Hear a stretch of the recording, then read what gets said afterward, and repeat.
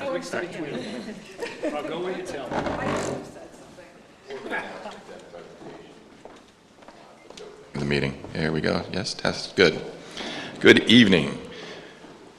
We have the privilege of celebrating some 25-year veterans here of the district and newly tenured, again, like we did last month, because we had a conflict with back to school night. So we're going to start with our newly tenured teachers.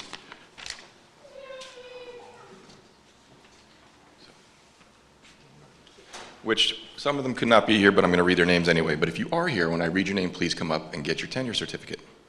Jeffrey Biggis, Carrie Cahaley, Tronlee Hill, I know she's here.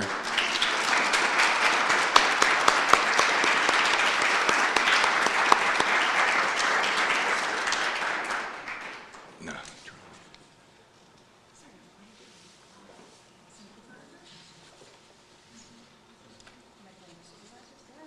There it is. It was just out of order. This is Debbie Hyman Campbell.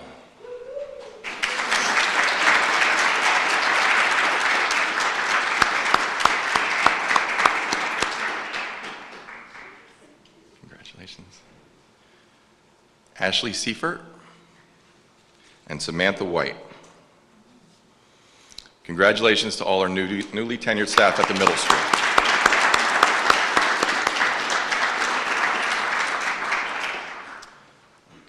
At this time, I'd like to call up Mr. Ciferni, principal of the middle school, as well as Anna Nascimento.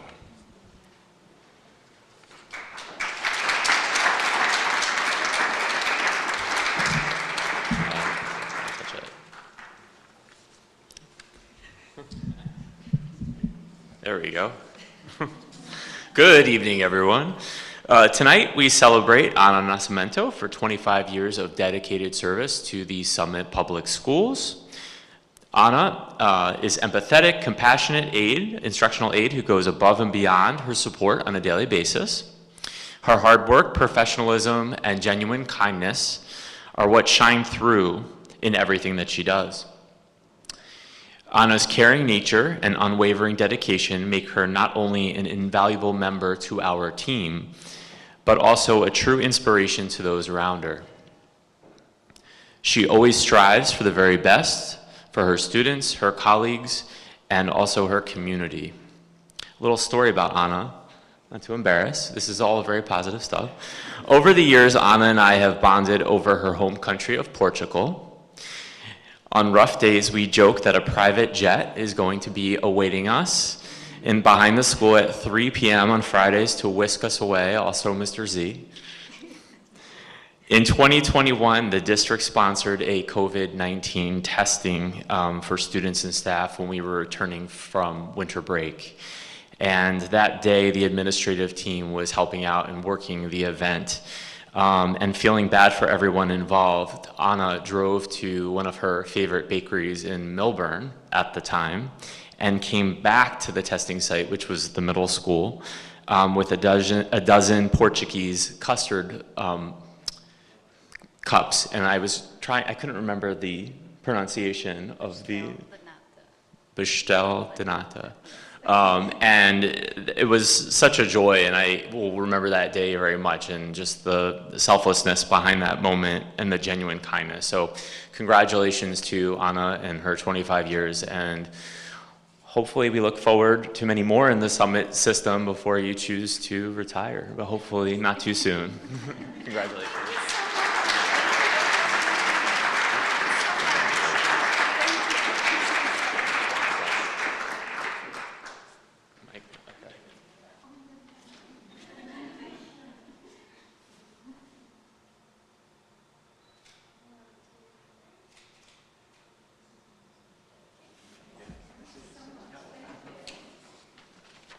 All right, Matt Ramstead, your turn.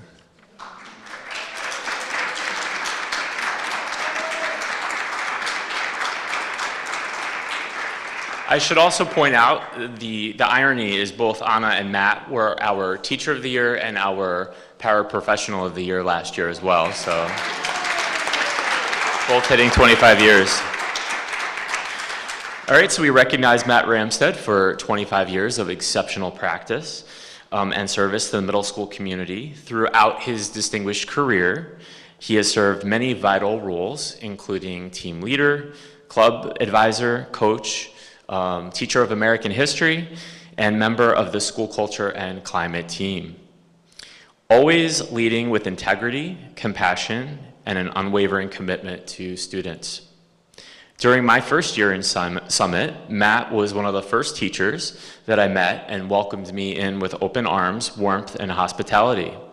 Although I was anxious to start my new position at the time, his kindness helped me feel at ease and ready to dive into the challenges of the year. Last year, when Matt was awarded Teacher of the Year, one colleague described Mr. Ramstead as a fearless student advocate who holds students accountable while inspiring them to grow into thoughtful, responsible citizens. Another referred to him as the ultimate gentleman and professional, a shining example of excellence in education. Mr. Ramstead is known for his steady leadership, collaborative spirit, and genuine care for every student. Whether lending a helping hand or offering a listening ear or thoughtfully considering what is best for the whole child, he consistently models the highest ideals within the teaching profession. As we honor his 25 years of dedication, we express our heartfelt gratitude for his countless contributions to our school community. Congratulations, Mr. Ramstead. Your impact over the past, quarter century, which is hard to say and believe, has shaped generations of students and colleagues alike. And the LCJ SMS community is truly fortunate to have you. Congrats.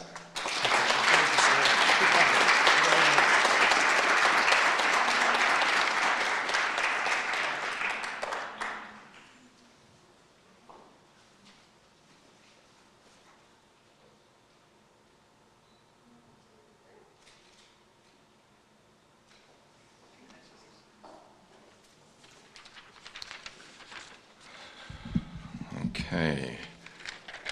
Well, at this time, I'd like to ask Ms. Celine Bennett to come up.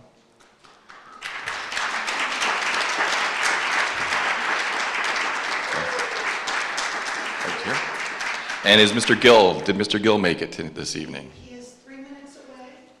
He drove in from New York City, from upstate New York, and has been on the road since 3:10 this afternoon.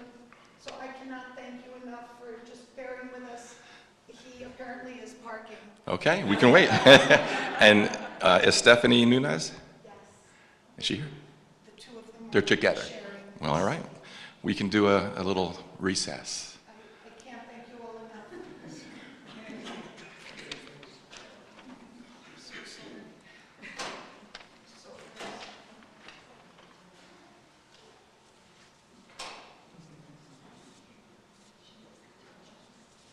You know, I will take an opportunity before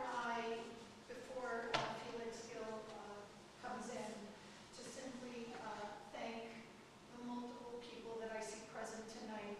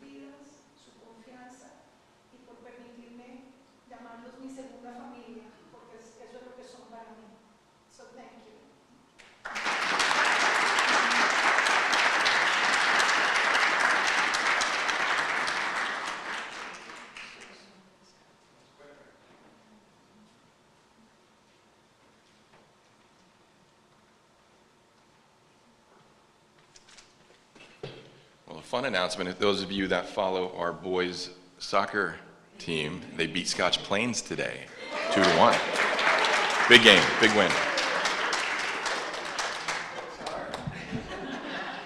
I'd like to welcome Dr. Gill to the microphone. Dr. Gill, we've never met. I know Dr. Gill used to work in the district from 2008 to 2015, Yes. I believe. And you gotta come stand up here. Celine. Awesome. I apologize. Thank you. Absolutely my honor to speak on behalf of Celine, who has spent 25 years contributing to making Summit a place for all of us. She joined Summit, as you know, in the last century, 1999. I thought she would appreciate saying that. She helped launch the district's first FLES program, a program teaching not only Spanish, but also giving children a window into the beauty and diversity of the Spanish-speaking world. From the start, the classroom radiated energy and joy, and the district very quickly realized her reach extended beyond the classroom.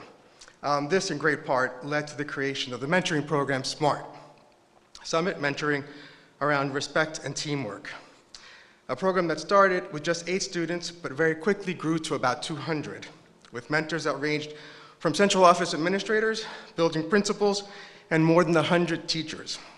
She went out to found CHAT, Community of Hispanics in Action for Summit, which educated Latino families and residents across the district on opportunities available for them, for their children, gave them access for civic engagement, and in doing so, helped many find a true sense of belonging. As the Hispanic population grew, Celine also built puentes, or bridges, linking families and schools in lasting ways. Her contributions spilled well beyond the schools in large ways and small. Celine served for 6 years on the Summit Public Foundation Board, taught English as a second language to parents twice a week for 4 years, and personally helped families find resources they needed when they needed them. Doctors, eyeglasses, extracurricular activities, jobs, things that seem small, but were actually very big. Things that help you find a steady footing in a new country and a new community. She has led 5 Hispanic Heritage celebrations, some of which drew over 400 people, and has been recognized with the Martin Luther King Jr. Day of Service Award, along with the Boy Scouts of America Good Scout Award. Through it all, she's remained a trusted voice of care and belonging. I left Summit 10 years ago, so why am I back today? And 2.5 hours of traffic? First, when I arrived here, I was also new to the community and the state. During my time in Summit, I was the only Hispanic on the admin team of 30+ admin colleagues. You all welcomed me, which I hold dear to this day.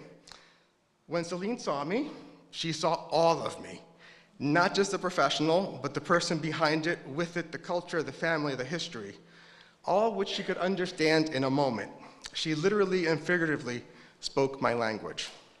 Always a step ahead, Celine's energy propelled me in ways that still shape me today. That's the kind of presence she's offered to the entire community. I know the Nunez, Vieta, and Arellano family are here tonight. I'd like to introduce Stephanie Nunez, who will speak for Celine as well, Summit High School Hilltopper, class of 2015.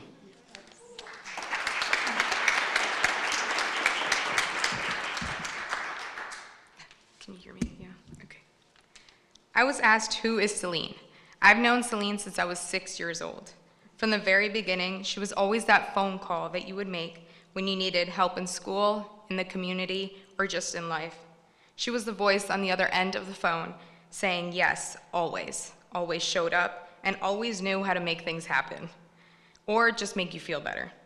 For the Hispanic community, and truly for so many others, Celine was our voice. She made sure we were heard, seen, and supported. Whether it was advocating for students, organizing events, or simply just being a source of strength and wisdom. She never stopped giving and always pushed us to reach our goals and potential. Even at times it seemed challenging. She's the person that shows you that you're capable of more, who pushes, supports, and celebrates your successes as if it were one of her own. Celine, your 25 years of teaching are only part of your story. You've changed lives, shaped communities, and left a legacy that will continue for generations. You've shown us that we're capable of more, that with love, pride, and joy, we can lift one another up. Thank you for everything, and we really all love you.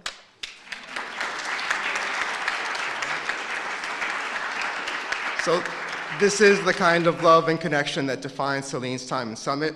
Through her words and actions, she leaves no doubt when she says, "You have a place here." Celine's relationships are rooted in genuine care, shared history, and love. Celine, for 25 years, you've done what few people can with absolute ease and elegance. You've made people feel seen, valued, and dignified. You've built bridges between language and love, between schools and families, and between who we are today and who we might become. You've ennobled us in your care. Thank you for the beauty you've brought Summit, and congratulations.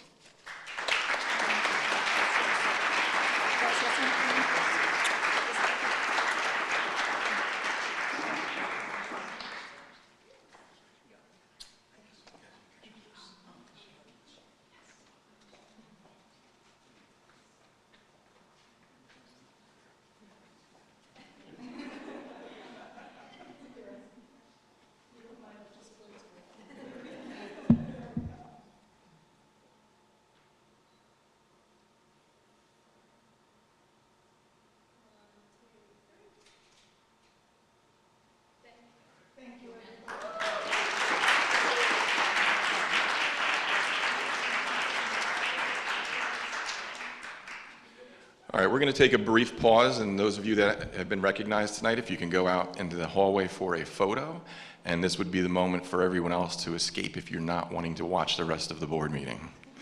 If you're here for the board meeting, we will resume in about 2 minutes.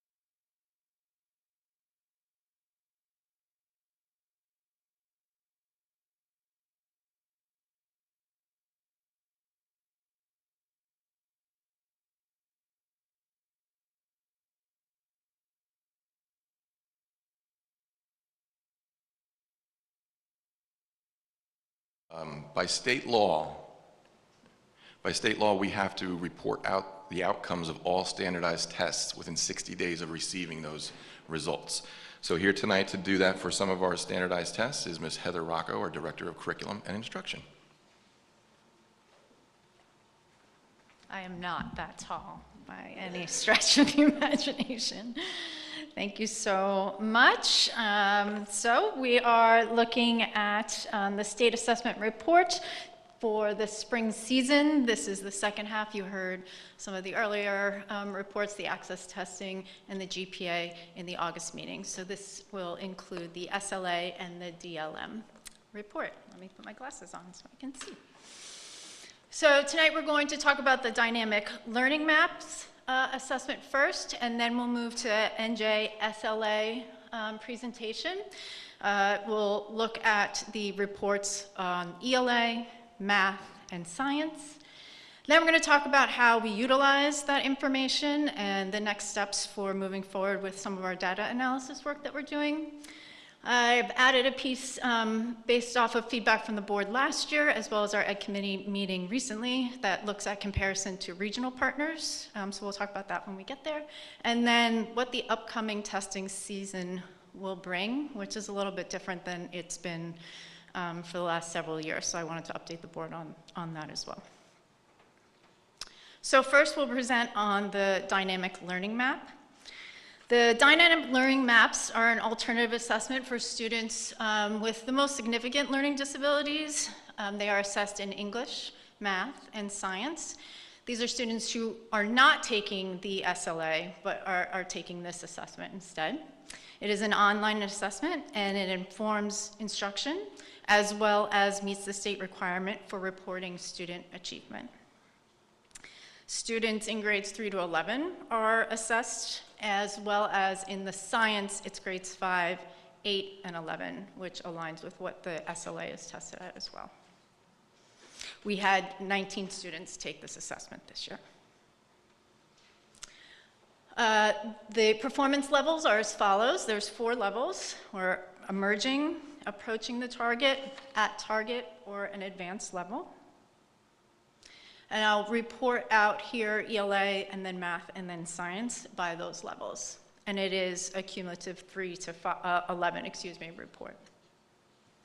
So this are the results for the proficiency in ELA this year.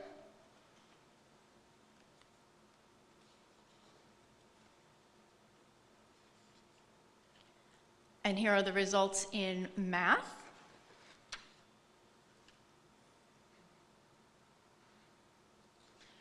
And this is the result for science, and as a reminder, it is a very small sample size because it's only assessing students of those 19 who are in 5, 8, and 11. So it's just something to keep in mind as you're looking at those results.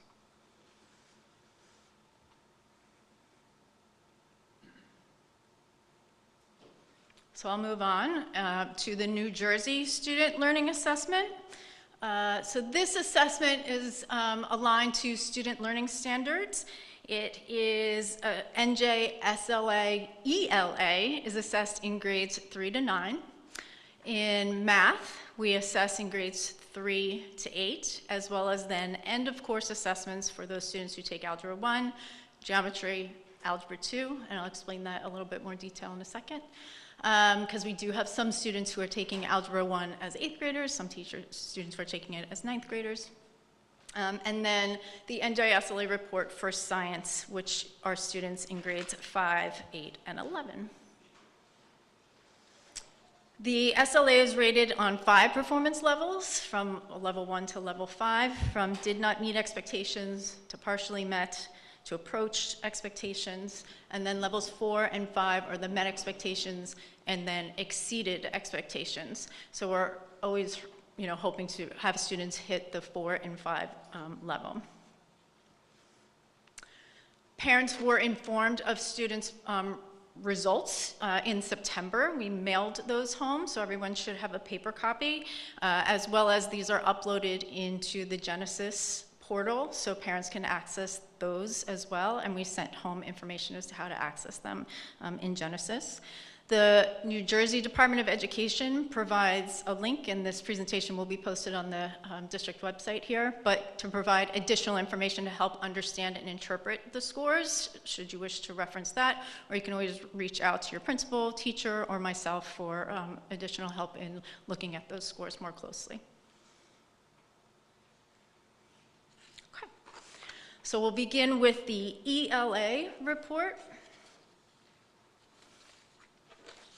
So this ELA report shows overall a really strong performance. I added this slide, which is a little different from last year's report, to show a comparison at each of the 5 levels, from grades 3 to 9 in this case. You'll see that the line on the top, I tried to put it maroon to keep in the spirit, are the summit results, and then the line underneath it are the state results. So you just have a comparison at each of the 5 levels. You'll see levels 4 and 5, the column is denoted in green, because of course that's what we're hoping for, and because those are students who are showing that they're meeting the proficiency. I know it's a lot of numbers, so I do have bar graphs coming too, which I know sometimes are easier on the eyes too. But it's something that then when it's also posted for the public to look at too online.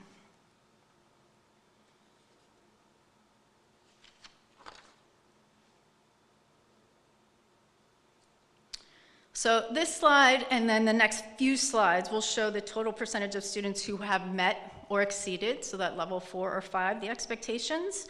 So in this slide, we have grades 3 to 5. The column on the right are the district scores, and then the column on the left shows the state scores. So it's just another way of looking at some of the information that was presented on the previous slide.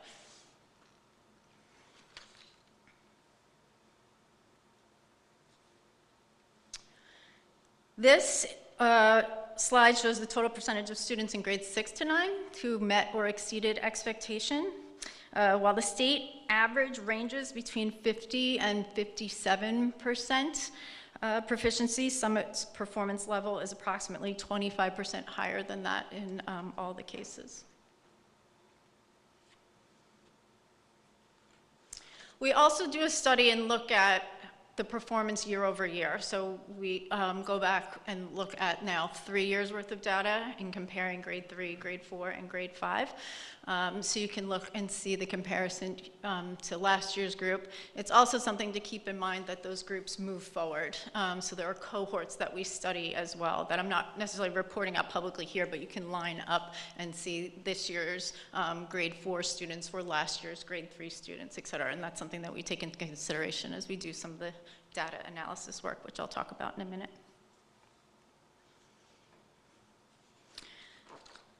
This is the similar information, but grades 6 to 9. I would like to point out in grade 9, we did see a small little dip in performance. However, when we looked back at the performance from last year and the state average from last year compared to the state average from this year, the state's average dropped 8 points as well. So the Summit numbers kind of align with that a little bit better than that. So it wasn't a moment of alarm after we kind of drilled down and looked at that data. The state requires school districts to report, provide a report by subgroup. So we report out subgroups that are categorized by race, by program, and then by gender. Please know that we have students that appear in more than one subgroup, and they're reported out, of course, in all the subgroups to which they fall. This graph then shows a report, the subgroup report for race, and this reflects students in grades 3 to 9. We don't break it out by the grade level here.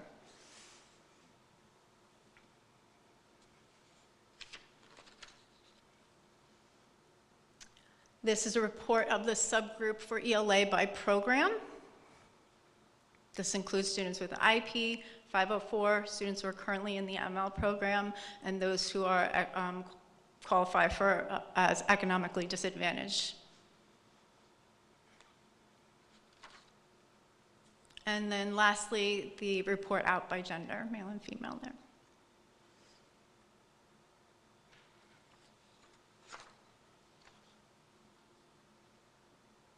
Okay, moving on to math. So something to keep in mind, the math scores differ because the assessment differs a little bit. So all students in grades 3 to 8 take a math assessment. All students in high school only have to take one end of course exam, and the sequence might change depending on the pathway that they are for math. So we have some 8th grade students taking Algebra 1, we have some 8th grade students taking Math 8. So just know it's a mix of those students in the initial report out, which we will see, but I also disaggregate the data when we get to the columns, so you can see how students performed in 8th grade of Algebra 1 and then in high school in Algebra 1 too. So I show it to you both ways. So this year's report shows really strong results overall. Again, structured just the way that the ELA was.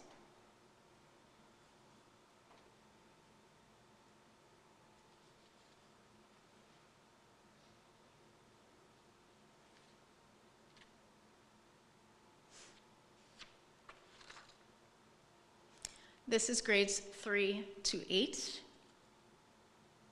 And now this is the Algebra 1, Algebra 2, and Geometry report out. And this is the mixed grade levels. Some of these students are in middle school, some of these students are in the high school.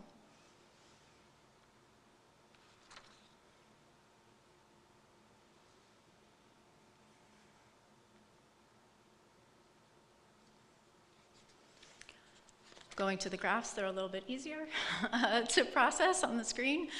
So this is the grades 3 to 5, comparison as well with the states for students who have met or exceeded the expectations. Strong performance again.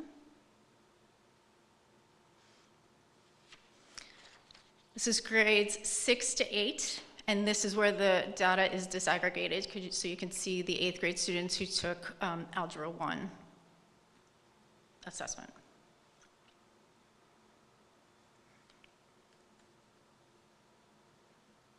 Oops, sorry. This then reflects the students who are taking it in the high school level, so the Algebra 1, the Algebra 2, and the Geometry assessment, and we're performing exceptionally strong. Particularly the Geometry scores are really impressive. Algebra 2, too. You'll see the comparison. We've done well year over year in those areas. So this is the similar grades 3, grades 4, and grades 5 over the last 3 years.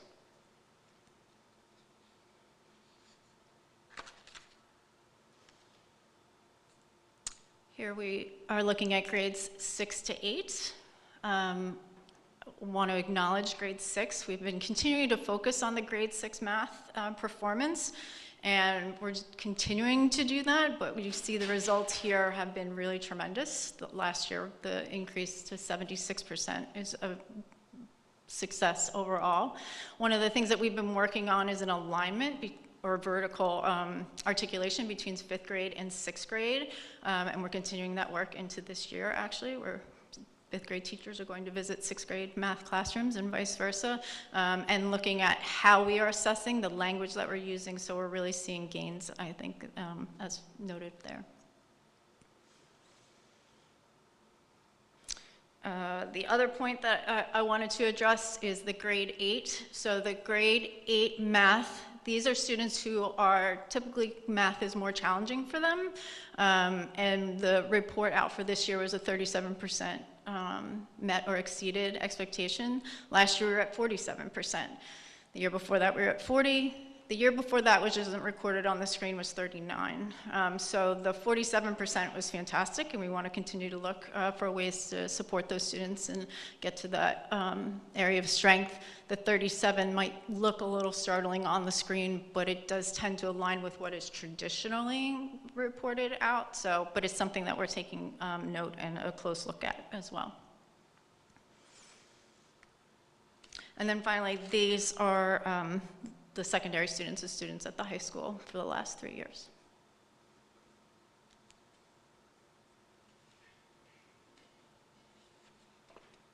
And then we'll move to the subgroup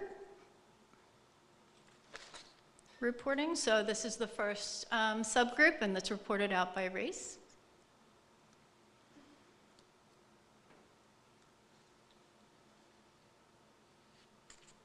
Next one is programs.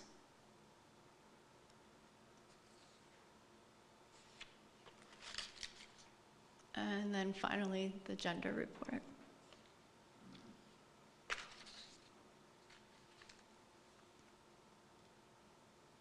Okay.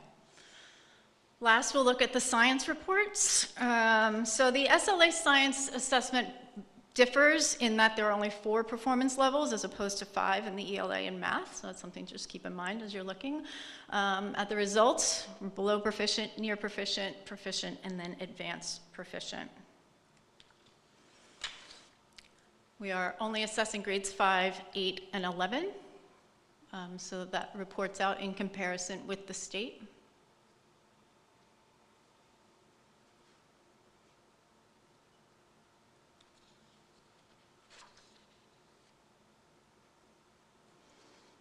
Here, met or exceeded expectations again in comparison with the state.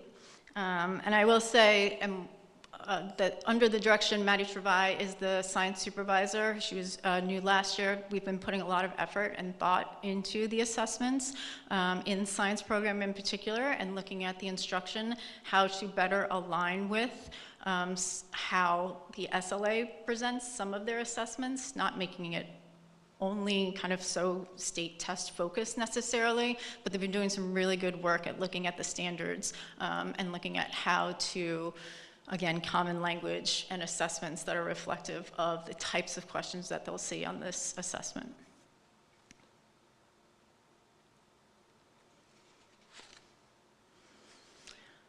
So this is, of course, the 3-year comparison. I want to highlight grade 5 here. We've seen tremendous growth, 10% increase over the last 3 years.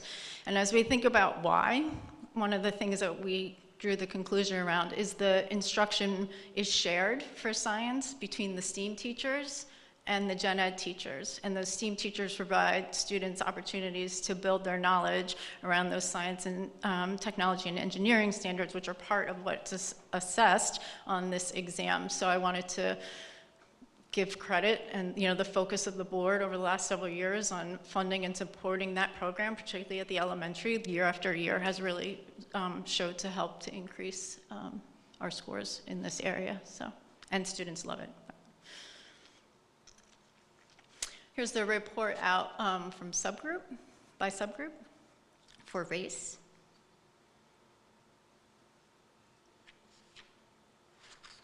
Program.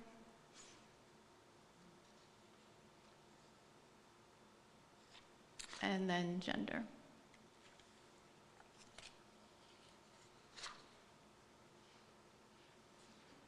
Okay, so what do we do with all of this information? There's a lot of numbers and a lot of things for us to think about. So it is one data point that we look at to examine our practices, look at how we go about assessing students, as well as to consider how we are meeting the standards set by New Jersey. So we very much take time and look for areas of strength, as well as areas for growth. This is a picture from today with the data team. That's a 5th grade team over at Washington. And the SLA results are also taken into conversation with other data points that we collect. So that includes iReady diagnostic. This year we have the Acadience diagnostic too, which is assessing skills. So we continue to look at these results in conversations with the other results to help us highlight the standards on which we really want to focus our instruction and areas for improving our instruction. So that's the work that we're doing right now. So this is actually one of our newest instructional facilitators here, meeting with that 5th grade team, going through iReady data, as well as them pulling in and looking at the district evidence statement analysis. So I just wanted to show you an example of what we receive on the district level, and this is just a sample, and how we go about utilizing this. So this gives us a report. Across the bottom, those little tiny letters and numbers are the standards, the state standards. The line then that goes up, you'll see the blue line, that's where the state average was on each of those standards. And then the green circle reflects how the district did with those standards. So when we look at a document like this, we traditionally outperform the state, as noted in our results. However, we are looking for those places where the standard might be a little closer to what the state result is. So you see there, the 4th one over, that green circle is right on top of the blue square, which is the state. So then we ask ourselves a question, how else might we, or what might we want to add or focus on to help improve in that area, because it seems a little off pace with how we're achieving other standards. So this is one of the documents. So we have district-wide, so I'm looking at the district-wide analysis, as well as then there are ones specific to schools.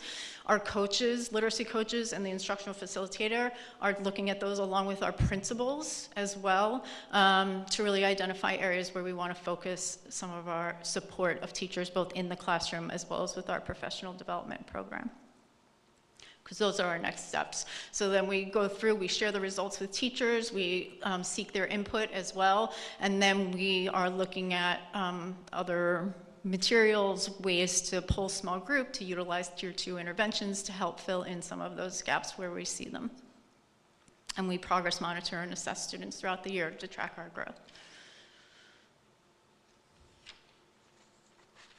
Okay, almost there.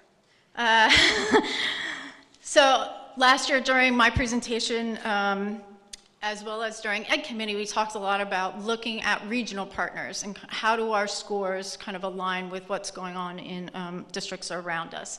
The 2025 data, what I just showed you, I cannot yet do the comparisons because all of those reports haven't been released. Directors of curriculum right now are doing that.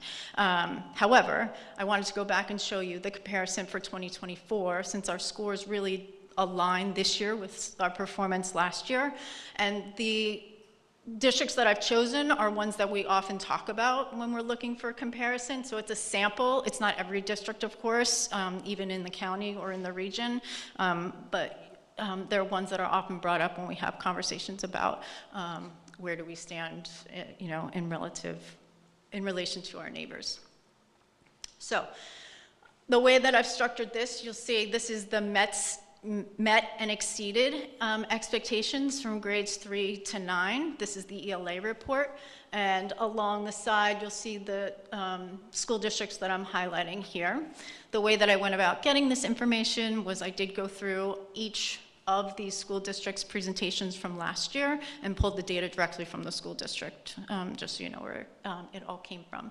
So when you go, we're at the top, keeping with the maroon theme there, and then the comparison underneath are the other districts. So when you look vertically there, you'll see we are in really good shape. There are moments of outliers, there are questions, you know, that will help to guide some of our instruction, but I'm really proud of these results, really proud of these results in comparison. So that's the ELA. I broke out just like I did with the math before, so this is 3 to 8, and then the next slide will be the algebra, algebra 2, and geometry.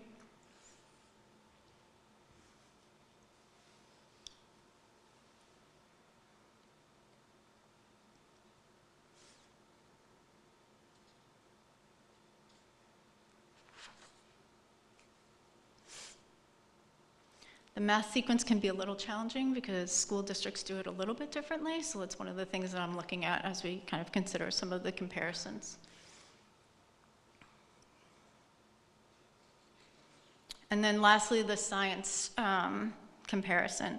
I know the science assessment itself gets, well, I will say that curriculum directors have some criticism of the science assessment because the state numbers, their averages aren't great, and then I know questions get raised about, well, it's only 55% of students who have met or exceeded, but when you look at the regional partners, we are outperforming in some areas from our regional partners and doing well in comparison. So I thought that might be a helpful data point for the board to look at.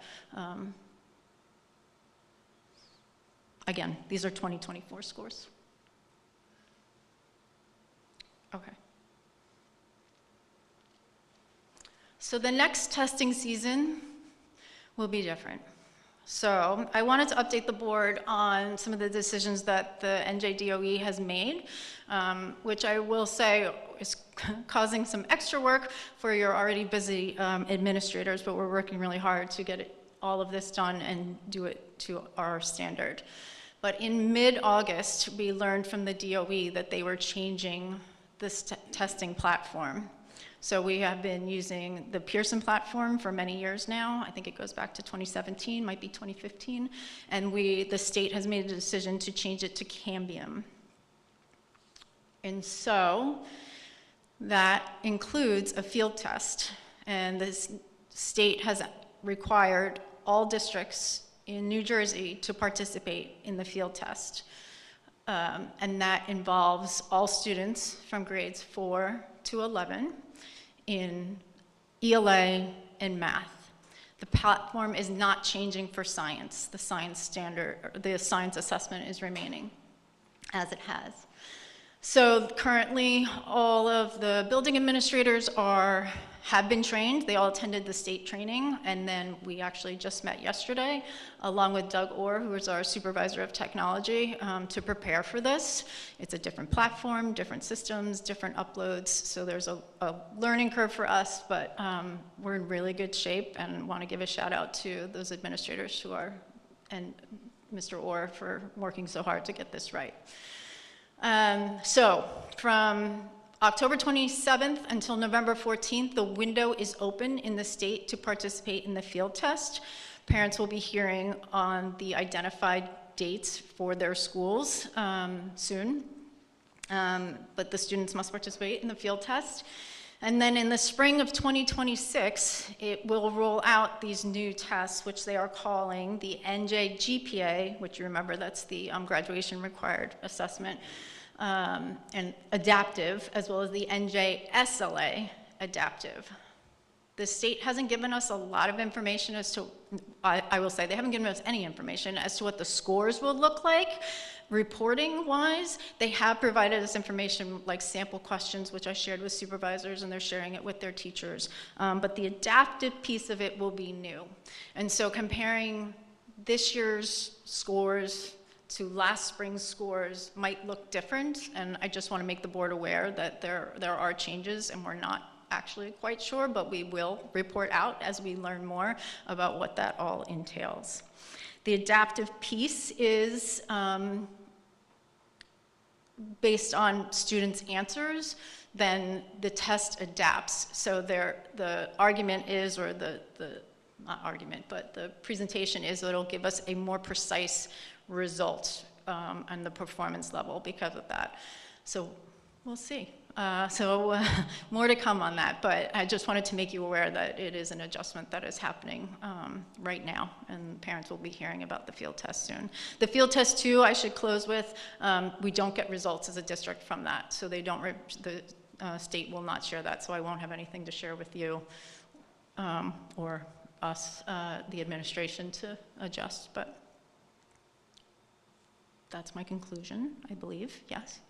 Any questions from the board? Yes, sorry, Eileen. Thank you for this presentation. Yeah. Thank you for doing the comparison. I know I was really excited to see this. Great. It's great to see how we're performing against neighboring districts. I just had a couple of questions, maybe a little Sure. on the change to the platform. So just practically speaking, it means today we use one platform, this upcoming year we're going to use a different platform. Yes. So our students, this field test is to make sure students understand and use the platform. The state's intention is to make sure the platform is working the way that they think it needs, should work. So it's a test for the state. Yes, it does also expose our students to what it will look like. When we look at it on the screen, it doesn't look all that different from what they're used to be honest. But really the field test is to test the systems behind the wall, sort of, and make sure that they're working so they get data about that. And to get feedback from us about, school districts, what did work, what did not work, et cetera. Okay, so we're technology-based. Yes. So when you say adaptive, though, is the content questions, I understand the adaptive. Yep. Does the test itself change, like questionnaires and content? That's our understanding. I'm really interested to see, I haven't even seen a demo of necessarily what that looks like from the state yet, but yes, that's our understanding, that it's all based on grade level standards, but based on students' responses, it changes the questions that are offered to better fine-tune the results and where students fall within that standard. And then I just had some questions on grade 8. I know I ask these questions every year. Oh, that's okay. If we could go back to grade Sure. 8 math in particular.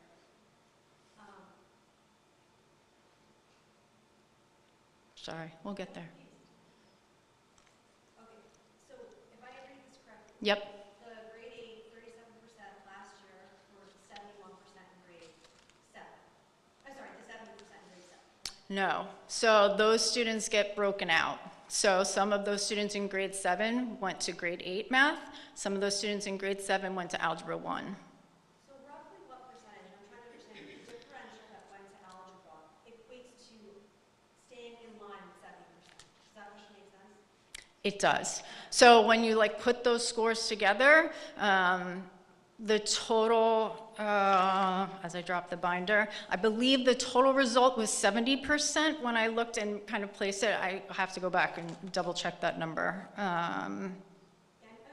But yes, to, You had 70% of kids meeting or exceeding expectations in year prior. yes. You know, chunk X% went to algebra. Mm-hmm. They performed at Yep. 8% this year. And then the remaining. Right. Are what is driving the Correct. focus. Mm-hmm. And again, just to understand when you get to probably with Mm-hmm. that sort of drop one year to another, do you think that's primarily cohort-based, or did you change anything in the last? So we didn't change anything. So we, like, looking at the cohort is something that we do when we go in and do that graph that I showed before, and looking at the standards that are and are not being met. Is there something that year over year, maybe, that when we looked at it in math grade 7, it was okay because of the students who were demonstrating, you know, more proficiency. Now with the grade 8 cohort being smaller, who are taking that, what maybe is their foundational or background of a skill that probably needs more development there? Those are the things that we look at, yes. Yeah. And then the last question I just had was around the gender breakout. Mm-hmm. Just kind of curious if there is an approach to teaching boys differently than girls, just because the performance, you know, for ELA in particular. Yeah. And I know that's maybe sort of. Yeah, it's a national trend, yeah. Do we have any thinking around how we teach maybe boys to differ English than girls? Is there something in the learning, you know, approach? I haven't had conversations necessarily in terms of the learning approach. So often what we're talking about too is informational text versus some narrative text. I know in my previous role as a supervisor, we were looking at males tend to respond and interact with some of the informational texts in ways that they enjoy it more and invest more time and energy in it. And so that's something that we're having conversations around.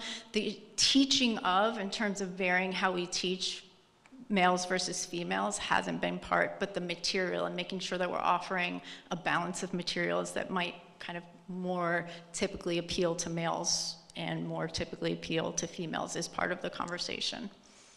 Mm-hmm. Great. Yeah, thanks. Any other questions? Yeah, on the field test. Yes. Thank you again for all this Yeah. information, very valuable. The field test is that time frame. How many days? Oh, thank you for, yes, I should have included that. So they're calling it 3 units. So we'll do 2 units one day and 1 unit the second day. So it's going to be over 2 days. The field test for reading is 60 minutes. For math, it's 60 minutes. So we'll typically be doing that on the same day. And then the third one is on writing, and that is a longer 120-minute field test. And can parents opt out their kids if they want to? Just curious. Yeah, I mean, yes. Yeah, yep. Mm-hmm. Yeah, we encourage everyone to take it. Any other questions from the board? Thank you. Yeah.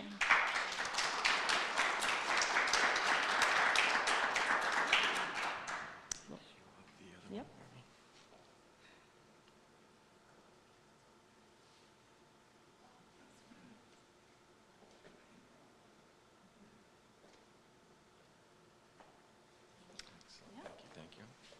Thank you, Ms. Rocco. That was great. Next, I'm going to present the Student Safety Data System.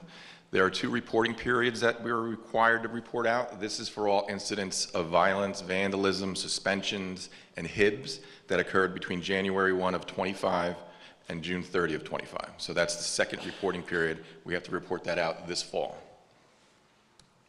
So I'm going to start by just showing you some of the categories that are included in this report that we need to track and share information with for these incidents that occur in our schools. See the violence category, the vandalism, substance, and other incidents leading to removal, which is code of conduct type behaviors that, code of conduct type behaviors that would cause for removal.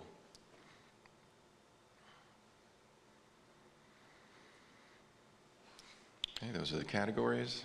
And here's our actual data for that reporting period. And we do go back and take a look at the previous reporting period as well as the second reporting period of last year and previous years to track and see if there's any abnormalities or something standing out. And this data is pretty consistent every reporting period that we have.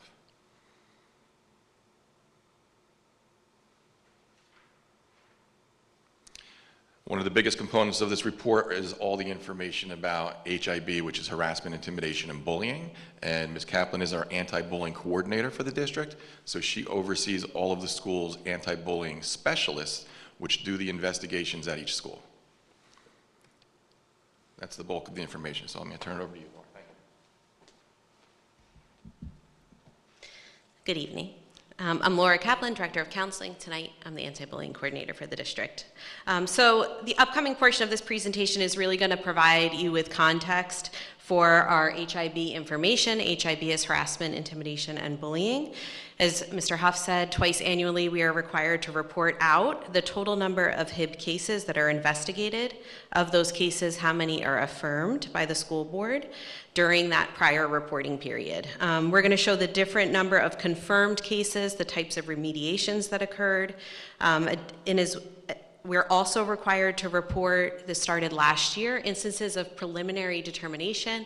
That's where both the principal and superintendent agree that what was reported, which may have been initially reported as a HIB, did not meet the criteria and was handled as a code of conduct. As I said, I'm the district coordinator. At the elementary levels, the school counselor acts as the anti-bullying specialist. At our middle school and high school, we work in a team approach with our student assistance coordinator. So new at the middle school, that's Molly Malkinski, and our two assistant principals. At the high school, I'm doing a little double duty for the first half of the year. So I'm working with our two assistant principals until our student assistance coordinator, Monica Galasso, returns from leave at the end of January. When we look at this side, what it's going to show you are the number of HIB cases investigated and then confirmed at each building. As you can see, that first column is showing you the number of cases investigated but were not confirmed. So what that means is that it was an alleged HIB, but it was unfounded to meet the criteria of our policy. The second column are those that were alleged and confirmed to violate our HIB policy. And then that third column are how many instances there was the preliminary determination used in that building. And again, this is looking at January 1 through June 30th of last school year. We are also required to report out the nature of the HIB investigations that took place during this reporting period. These typically remain pretty consistent. These are basically all of the protected classes that are part of that policy, including race and ethnic origin, gender identity and expression, ancestry, mental, physical or sensory disability, appearance, color, religion, or sexual orientation. And then remediation is ranging anywhere from parent contact to suspension. In many cases, several of these are occurring to address HIB. What I want to point out, though, is that these are all similar to how we handle any code of conduct violation. So just because an incident is investigated or founded to be in violation of HIB, it does not mean that the approach to responding to or remediating that situation is any different. And it's handled immediately as potentially code of conduct and then may subsequently also be investigated under our policy. We also, in these reporting periods, report out to the state level the types of programs and trainings that take place to address proactively, to train our staff, students, and community, and to remediate any bullying type behavior. So you can see here, we do annual training with our staff. So we're required to complete an annual training at the district, and we also do it again at the building levels in our opening faculty meetings. We also receive annual training on suicide prevention. There's different nurtured heart and restorative practices kind of exist throughout the district at different capacities in different buildings. As a district, we celebrate the Week of Respect. That's actually this week. So your children may have had Spirit Weeks or different announcements and activities happening in their buildings this week. Red Ribbon Week is later this month. We also have programs kind of embedded into our school day experience, like our advisory programs, our Thrive lessons at the elementary school, our peer leadership at both the middle and high school do a lot of push-in support, mentorship, leadership activities with younger students. And then we've done larger community events, self-care fairs across the high school. This is just a few that we felt were worth highlighting.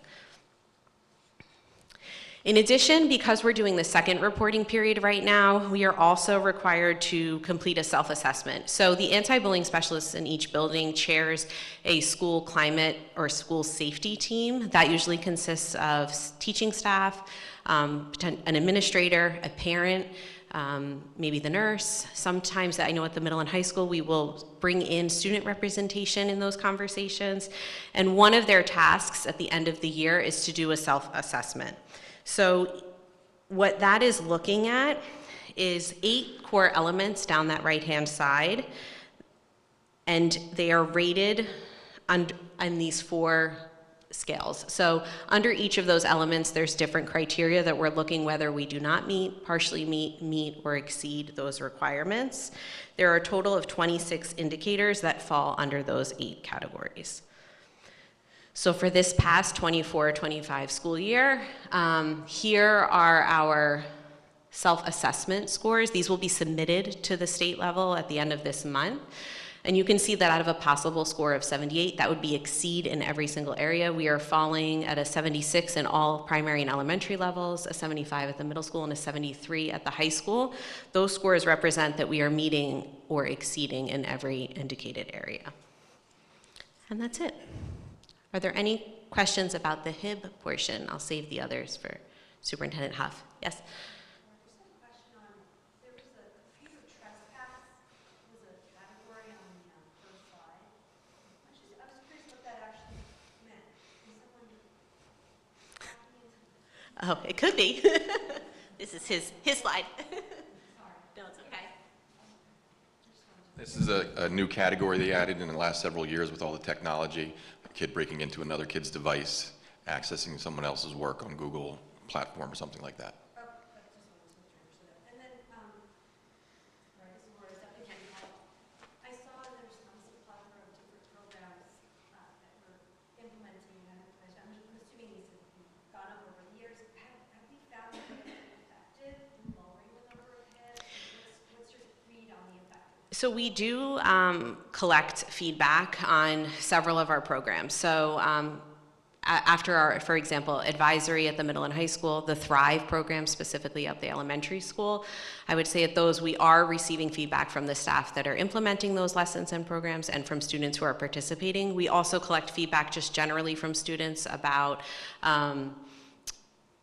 in terms of their response to the many different programs, so which ones stood out to them. And I would say that there is an impact. I can't speak specifically to the direct correlation of reduction based on specific programs. What I can tell you is that we evaluate and update the curriculum for these annually, so we've been really fortunate that our counselors have been and teachers have been able to collaborate and write every year to update based on those trends that we're seeing. So if we're getting feedback that this lesson was not really relevant, we're not seeing that, or this didn't connect with the kids, and we're seeing this change in the types of behaviors, then we're able to make that adjustment, but not something that I can speak to a specific number of reduction right now. You're welcome. I would just like to add that I don't necessarily get alarmed what looks like sometimes like elevated numbers, because we do compare from report period to report period, because I instruct all the administrators to investigate every claim of HIB. I think it's better to be overly cautious when students are coming and asking for help than to say, that's not a big deal. There's always more to it when you start asking questions. And the HIB process is very procedural, it's very formatted, and I think it's important that we're not as concerned with the high numbers. We look if there's going to be some sort of outlier, but I do direct them to investigate everything. Okay. And yeah, it's. If a event of HIB is unfounded, then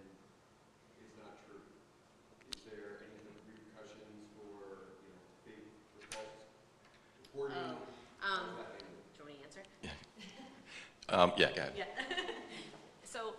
So oftentimes what happens is that an incident is reported. So it's that this happened. And so what we're looking at when that's reported is, does it fall in line with our code of conduct and also fall in line with potentially violating our HIB policy?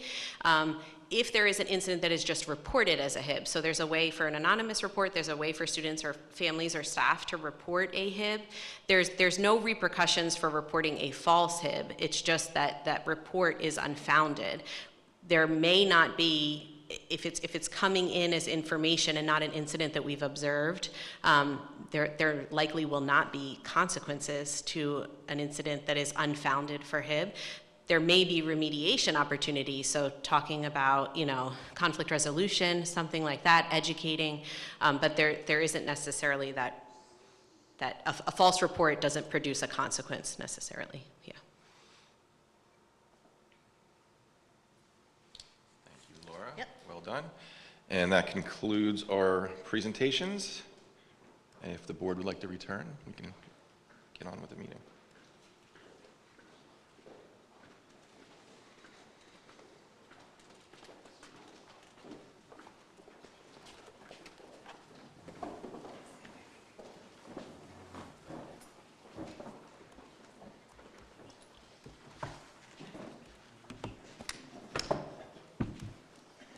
So the report that we just heard is considered a public hearing. So I need to have a motion to close public hearing. Do I have a motion? So moved. Second? Second. Is there any discussion? All those in favor? Aye. Any opposed? Any abstentions? Motion carries. Okay. And then following on that, 5A is the approval of the 24-25 submission of the school self-assessment for determining grades report under the Anti-Bullying Bill of Rights Act. Do I have a motion? So moved. Second. Any discussion? Mr. Mahecha? Yes. Ms. Justice? Yes. Mr. Hanley? Yes. Mr. Gunderson? Yes. Mr. Cho? Yes. Vice President Kelly? Yes. President Cohn? Yes. Motion carries. Thank you. So that leads to the president's announcements. Good evening, everyone. I always love to start our meetings by celebrating our teachers. We just highlighted early in our meeting some of the outstanding educators at Lawton C. Johnson Summit Middle School. Our students are at the heart of everything we do, and it is our teachers who make the greatest impact in their lives. So it's always wonderful to start by celebrating them. This evening, I'd like to focus on something that runs through all of our schools, social emotional learning, or SEL. Social emotional learning is the process by which children and adults develop the knowledge, attitudes, and skills to understand and manage emotions, set and achieve positive goals, feel and show empathy, and make responsible decisions. When social emotional learning is integrated successfully, it leads to stronger academic performance, healthier relationships, and communities rooted in care and respect. This week, as noted, our district is observing the Week of Respect. Each of our schools is working with counselors to lead lessons on respecting ourselves and others. The goal is not only to encourage kindness, but also to build awareness around preventing harassment, intimidation, and bullying. The activities look different at each school, and they are fun. Today at Brighton, students wore superhero shirts or ones with positive messages for kindness is your superpower. While at the high school, students were dressed in workout clothes to symbolize working out conflicts peacefully. These simple but powerful activities send the message that respect is a shared responsibility across our school communities. This reminds me of a point of pride. I'm a speech and debate parent, so I'm very proud of our Summit High School speech and debate team. Last month, they placed third overall at the Yale National Tournament, which had 150 schools competing. We were third.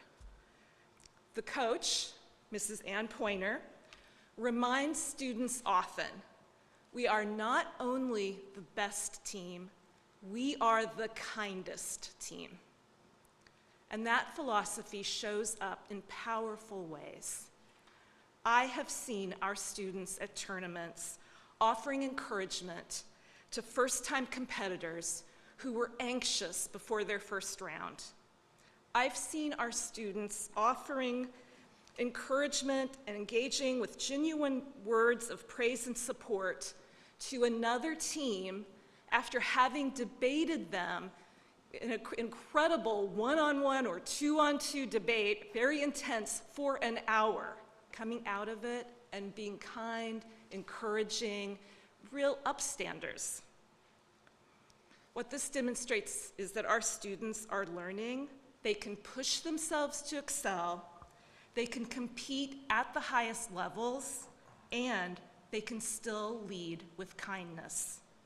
They recognize their peers, even during competitions, as people who also deserve support, empathy, and respect. That's a life lesson more valuable than any trophy, and it's the culture that we're proud to nurture here in Summit. And with that, I will pass it on to the superintendent. Thank you, President Cohen. I'd like to, in my report, give the happenings in the schools. So at the primary center, pre-K students had a visit from the summer fire department. As part of their study of fire safety, students learned about the parts of the fire truck, the role of the firefighter, and how to stay safe. At Brayton, students participated in Start With Hello Week. Start With Hello Week is a national initiative aimed at fostering a culture of kindness, inclusion, and empathy amongst students.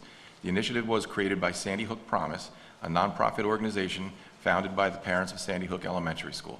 The week's going to end with a laser show focused on showing kindness to others. At Franklin, they continue to focus on fostering a culture of kindness and academic growth across all grades. The PTO Fall After School Enrichment began on Monday, including classes for golf, chess, bracelet making, acting, etc. Our book fair is going to be held next week starting on 10/14. At Jefferson School, the Jefferson PTO hosts its annual Fall Festival this weekend, October 11th. It's the largest fundraiser, and it's a fun community event. At Lincoln Hubbard, the student body ran a smaller fundraiser during our Gold Out in recognition of Pediatric Cancer Awareness Month on Monday, September 22nd, collecting $160 for the Brooke Healy Foundation. Washington Elementary School, Summer Snyder presented at the Washington School faculty meeting this past Monday. Summer literally wrote the book on honoring dignity in schools. During the meeting, she taught our faculty how to create a dignity promise with students and then how to teach it, each element of that promise. She will return mid-year to present to the faculty again, and she will also do a presentation for parents, which will be given to everyone who would like to attend. More information will be out for when that event will occur. At the middle school, the Summit Police Department conducted assemblies for all grade levels on Friday, October 6th, to highlight the importance of e-bike safety. Officers Katiga and Lieutenant Rich met with students to discuss key safety measures and to ensure students understand the laws and regulations designed to keep them safe. The officers also reviewed the new City of Summit ordinance passed earlier this year by the City Council regarding the use of e-bikes and e-scooters in the downtown area. And at the high school, on Monday, October 13th, the Summit Police Department will also be presenting to all of our PE and health classes about the same thing, the importance of e-bike safety, and review the laws and regulations for e-bikes and e-scooters. And those are the happenings in the schools. That's my report. Wonderful, thank you. So we need a motion to, on the superintendent's recommendations of suspensions and the recommendations of HIB investigations for the period of September 2nd through September 30th, 2025. Do I have a motion? Second. Any discussion? Mr. Mahecha? Yes. Ms. Justice? Yes. Mr. Hanley? Yes. Mr. Gunderson? Yes. Mr. Cho? Yes. Vice President Kelly? Yes. President Cohen? Yes. Motion carries. Thank you. And now I am happy to hand it over to our student board representative, Hadley Taylor, for a report. Hi, I'm one of the high school student council representatives. It's so nice to see all of you today. Right now at the high school, our athletic department is really busy getting ready for Hilltopper weekend, which is like a big fall athletic showcase. We also had a pep rally a few weeks ago where all of our team captains talked about their team and their goals for the season. And we also had all of the classes competing against each other in different games to earn Hilltopper points, which are our way of tracking school spirit. It was really fun and was definitely a successful event. And then also last week, our Executive Student Council went on a field trip to West Caldwell High School, where we talked with other student councils and saw what they were up to so far this year. That was also really successful. We talked about a lot of different things and some fundraising ideas. And then besides that, for our goal of raising school spirit, we've been playing music in the hallways on Friday. And we have themes every week, and then we have the kids vote on what they think the theme is. So last week, because of Taylor Swift's new album, we played all of Taylor Swift's songs, and that was really popular. Also, our theater department has been really busy. They have rehearsals for the fall play, which is in November, and they're also preparing for their cabaret fundraiser, which is tomorrow night. And then also our speech and debate team is getting ready for their second national tournament on the 18th in the Bronx. We also wanted to highlight our school newspaper, The Verve, which put out their first edition this week. It's a super great way to get opinions and news across grades and across the other kids. The advisor, Miss Wollison, is a really great person, and she guides all of her kids to success. Even if it's their first year doing the newspaper, they work on interviewing, drafting, creating, editing, and finalizing the paper. And there's just so much you can do to help out with it. And we wanted to point it out because they've gotten off to a phenomenal start this year, and we're really excited to see where they go to. That's all I have today. Thank you so much for listening, and have a great day. Thank you so much, Hadley. And Hadley, if you'd like to, you're excused. You may stay, but you don't have to. Mr. Just, are there any additions or revisions to the agenda? Madam President, there are none. Thank you. So we will move on to committee reports, beginning with Education and Student Activities Committee. The Education and Student Activities and Services Committee met on September 30th at 12 noon for an hour and 15 minutes. The committee members in attendance were Superintendent Scott Huff, the Director of Curriculum, Heather Rocco, board members Melanie Cohn, Valita Justice, and myself. It will be a quick recap, as most of what we discussed has all been presented already tonight. The first item was the presentation of the standardized test results for the NGSLA and DLM, as noted by Director of Curriculum, Heather Rocco.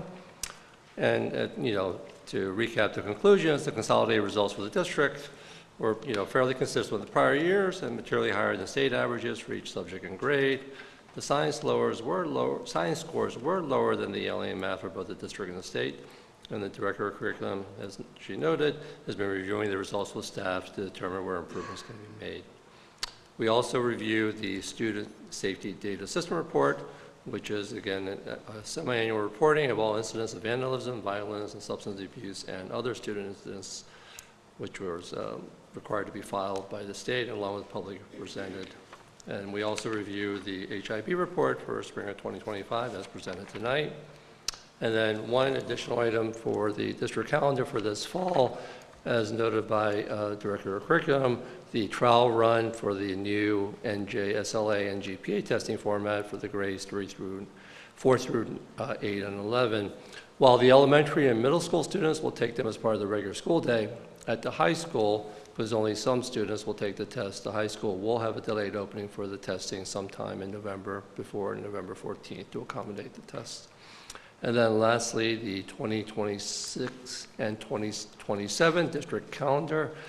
The proposed calendar has been finalized and on the agenda for approval at the board meeting tonight.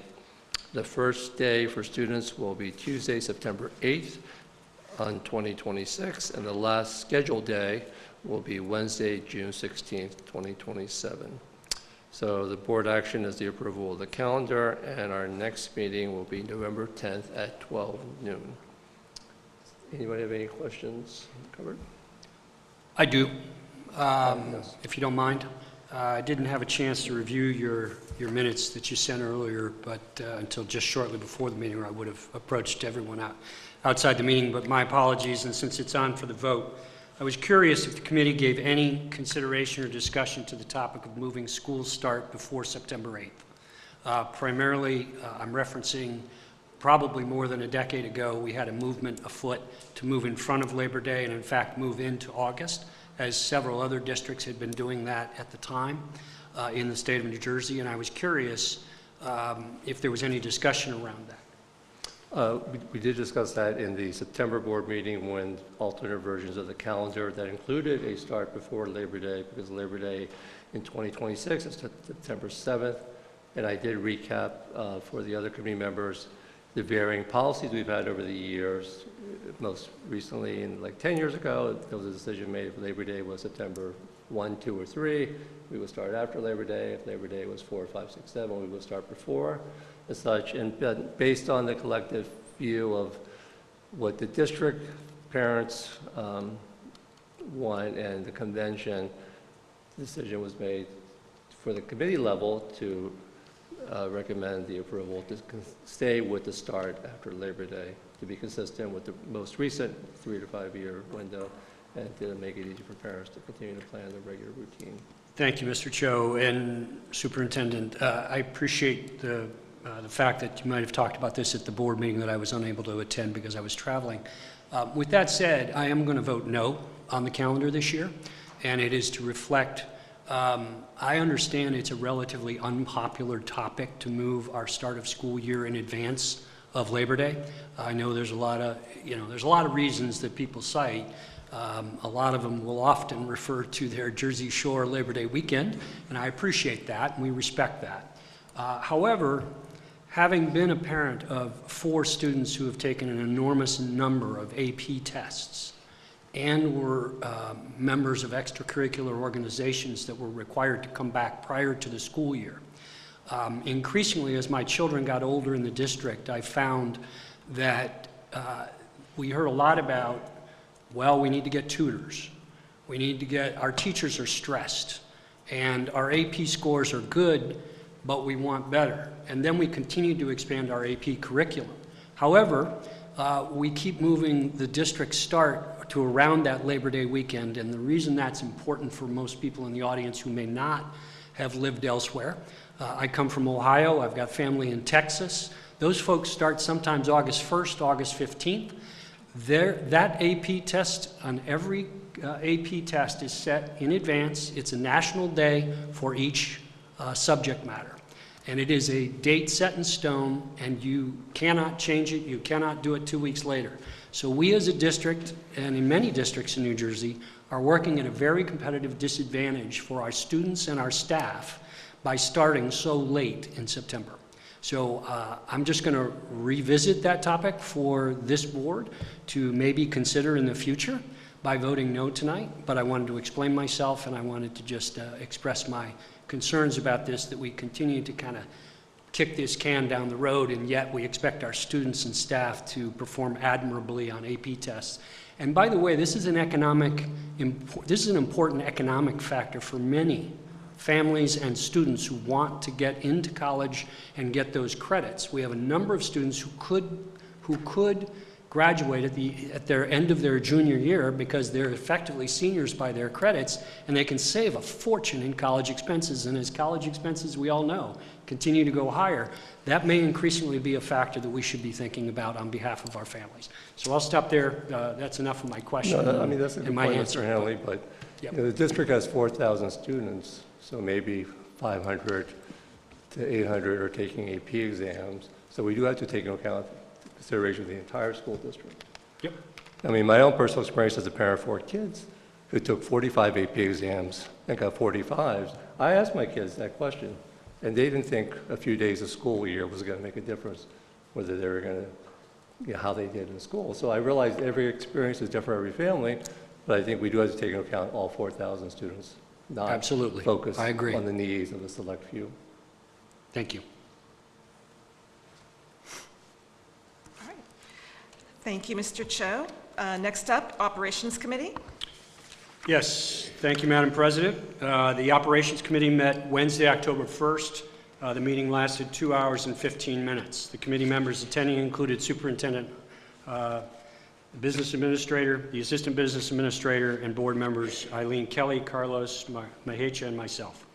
The items discussed on this month's agenda include the following. Number one, the committee meeting was in the committee meeting, there was a presentation made by Mantis on the district energy procurement and our initiatives to manage and minimize our costs related to energy.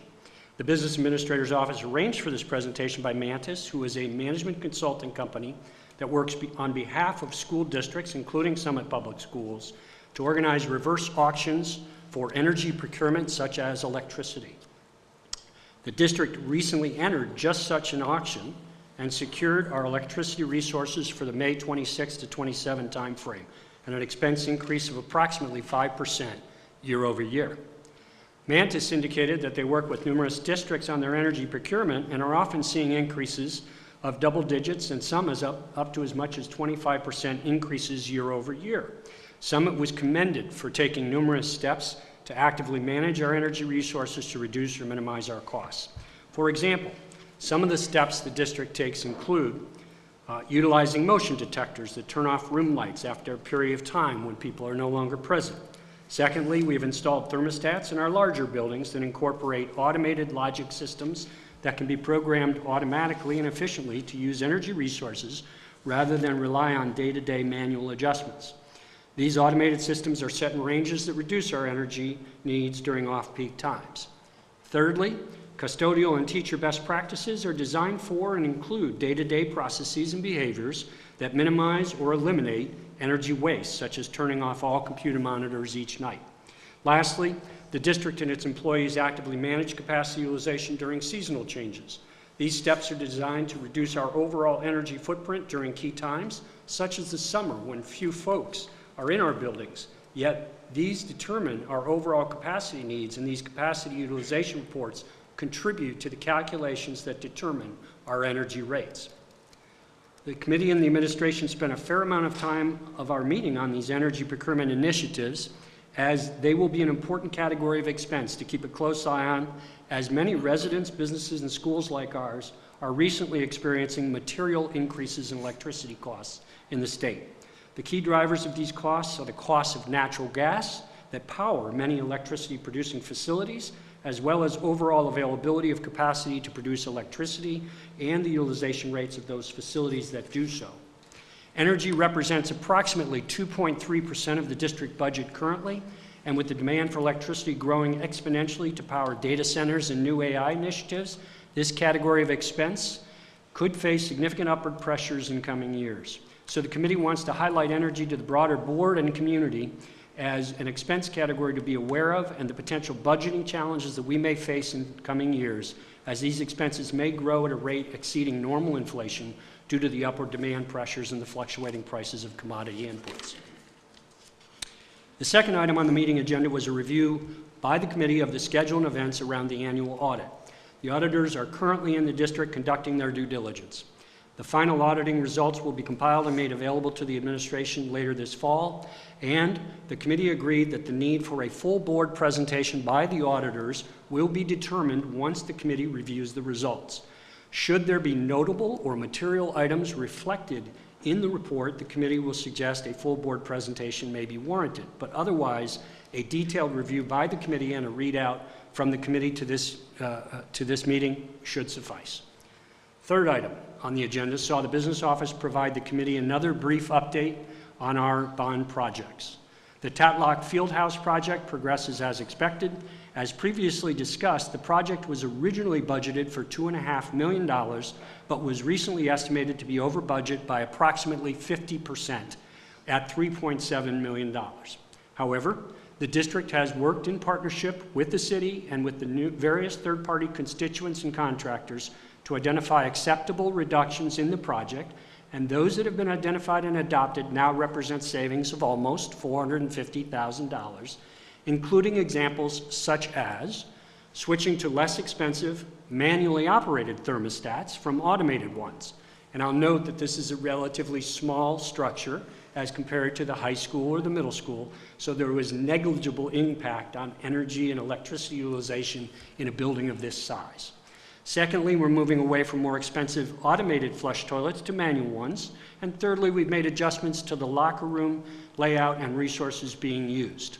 So these are just 3 examples representing steps the administration is taking to adjust the project cost downward and to get it more in line with the original project budget. These initiatives are also behind tonight's agenda item, section 14, item R, which is an adjustment to charges for the district's architect on the project and amount to $22,200.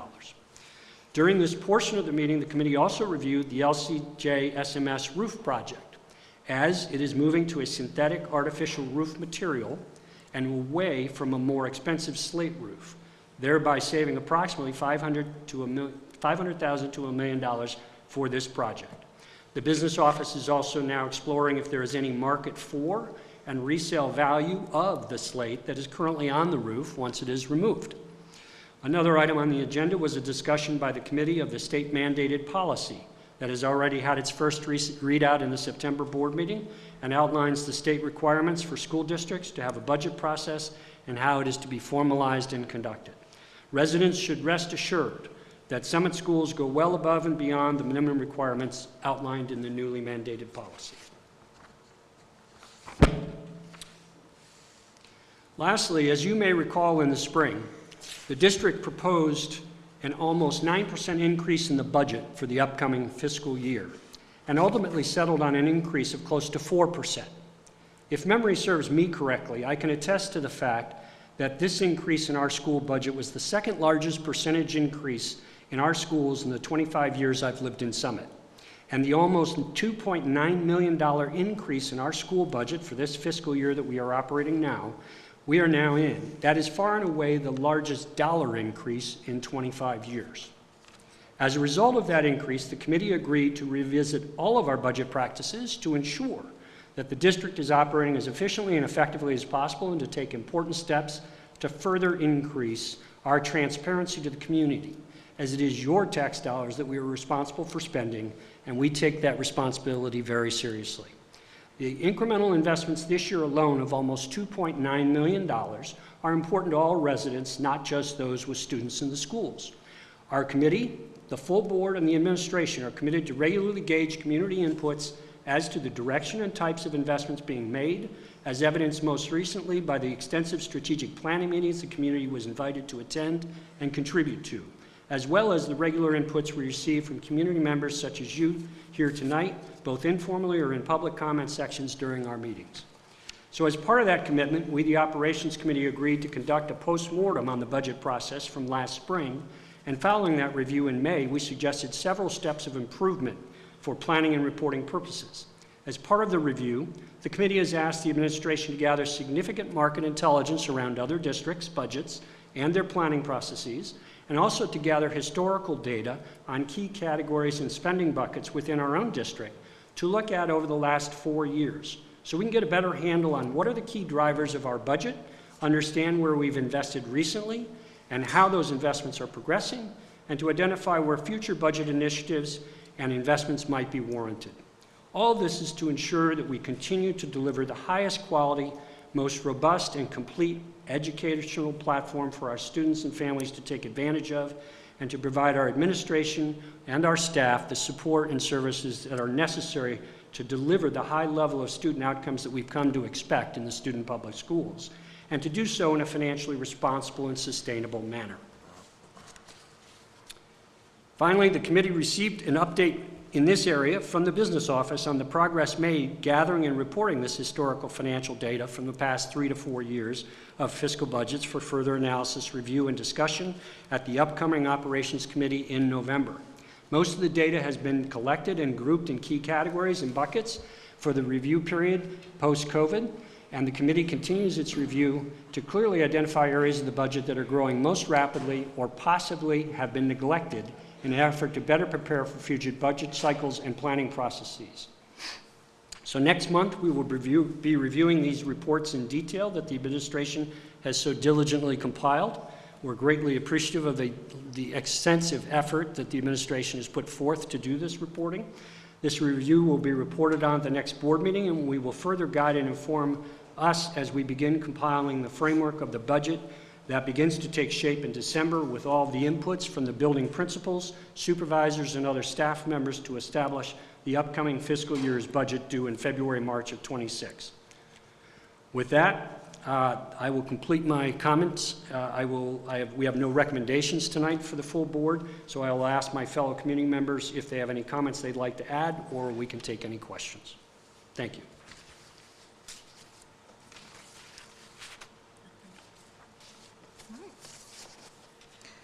Thank you, Mr. Hanley. Next up is the Policy Committee. The Policy Committee did not meet this month. We will have an update for you next month. Thank you. Thank you very much. And after that, we have the Communications Committee. Thank you. The Communications Committee met on September 30th at noon. Committee members in attendance were board members Mark Gunderson, Silene Kelly, Superintendent Scott Huff, Cabinet member Lorraine Dickinson, and myself. Topics discussed included the coffee conversation events are being scheduled. The first will be at the Franklin Elementary School Library on Friday, October 24th at 9 a.m. These are informal events held a few times annually featuring the board president and vice president. The events are hosted at a school library for 1 to 1.5 hours to allow parents to meet with board members in a relaxed setting to facilitate community engagement, answer questions, and introduce board members. Strategic planning communication. The goals are being formally approved tonight at this meeting. A public campaign is being developed to share goals, mission, and value statements with all families in the district. The campaign includes building a robust website and distributing information to stakeholders. The recent Summit Scoop newsletter included an update from the superintendent highlighting the strategic planning progress. The emergency communications test, school messenger update. The test was conducted in September as required within the 15 days of school to test the emergency communication system for school closings or critical updates. Parents must opt in via Genesis for text, voicemail, or email notifications. The results were a 96% delivery rate for phone calls, 90% delivery rate for emails, and 3,800 text messages sent to opted-in recipients. A security letter was sent to inform parents about the district's relationship with the local police and communication protocols during emergencies to ensure coordination with police to align messaging and avoid confusion during incidents. We discussed the cell phone policy update. The new policy enforces stricter, consistent cell phone rules in classrooms. Phones are not allowed during active class time unless part of a lesson. Principals discussed the policy at opening day meetings. Minimal issues or confiscations were reported in the first few weeks. Schools are finalizing and will be sharing the Week of Respect activity plans. The Week of Respect is a state-mandated week in October to promote community building in schools. Activities include pajama days, school spirit days, and other events to foster respect and community. The committee has no recommendations at this time. The next meeting is scheduled on Tuesday, November 4th at 12 p.m. Are there any questions? I just want to make an additional comment on the coffee with the board president and vice president. That's a morning slot, and we are trying to also plan an evening slot for anyone that's obviously working during the morning time and cannot attend. So that will be, I believe Laureen's helping us schedule that for later in the year. Thank you. Thank you, Mr. Maicha. The Negotiations and Personnel Committee did not meet this month. Are there any liaison reports? Yes, Mr. Cohn. The SEF had their first board meeting for the school year on September 16th. The co-presidents for this year are Susan Daniels and Shelley Donnelly. The fundraising is well underway, primarily through backpack mailers as part of the back-to-school envelope for the older kids. This is the 40th year of operation for SEF, and also the date has been set for the Spring for Excellence, which will be in March 14th, 2026. And the grant process, I believe, is well underway. Okay, thank you. Any other liaison reports? Okay, thank you. So we are at item 11, public comment. Mr. Jess, could you read the Yes. statement? Yes, Madam President. Good evening, everybody. Anyone wishing to speak shall first seek recognition by the presiding officer. Please come to the microphone and state your name and address in a clear, audible tone for the record. Please direct all comments to the board president and not an individual member of the board. And please remember to conduct yourself with decorum and respect when speaking and addressing the board. Unless additional time is granted by the board president, please be respectful and keep your comments to 3 minutes or less. In addition, please note that this portion of the meeting is for public comment and not meant to be a back and forth. Upon closure of public comment, information that is available to answer questions will be provided. If information is not readily available, the question will be answered by the superintendent or his designee as soon as the information is readily available. Thank you. So we are going to begin with public comment on items that are on the agenda. Seeing none, we will move on to public comment on items not on the agenda. Hi there, my name is Amanda Graywolf. I live on 16 Oak Ridge in the Brayton School District. This is my first time attending a Board of Education meeting, and I just want to honor, this was very informative. Thank you all so much for your service. It is clear you put a lot of time and energy into this, so thank you. I have come tonight on behalf of my second grade student, Olivia Wolf, who attends Brayton. I came tonight to share concerns on class sizes, which have been raised earlier this week with Superintendent Huff, our Brayton principal, Ms. Ziegler, and Ms. Kelly. I was unable to attend that session due to some work commitments. Last year, Olivia had 22 students in her first grade class. I had the opportunity to be in the class to read a book for her birthday, and hands down, it was an overwhelming experience. There was shouting, there was hand raising, there was wrestling on the floor. Truthfully, I'm not sure how our veteran first grade teacher handled it day in and day out. My takeaway from that time was teachers in those elementary years deserve extra pay because I'm not sure how they can not only manage all those behavioral issues, but also get them to be learning to read, to write, to do math as well. I was looking forward to our second grade year in Brayton as that class ahead had 4 teachers, and I was eager for Olivia to experience a class size with 17 to 18 students. But that was not our experience. Instead, the teachers were reshuffled, and again, we have another year of 22 to 23 class sizes. To compensate, Olivia's teacher has sent home multiple classroom behavior contracts for the students and parents to review in hopes, I imagine, to try and limit the time she has to spend in the classroom on behavioral issues. Studies have shown that small classrooms are valuable to the learning environment as well as for teacher morale. Living in the Brayton School District, I can attest that our taxes continue to rise, and any repair that requires a permit brings out the tax inspector to reevaluate our property taxes. I would hope that our daughter would have a similar experience to her other second grade Summit peers at schools like Jefferson, where there are 14 to 15 students per class, or Franklin with 18 students, but that has not been our lived experience. I would ask that this team speak with our current second grade teachers to understand the realities of teaching 22 to 23 students and find a solution to address this. Thank you so much for your time.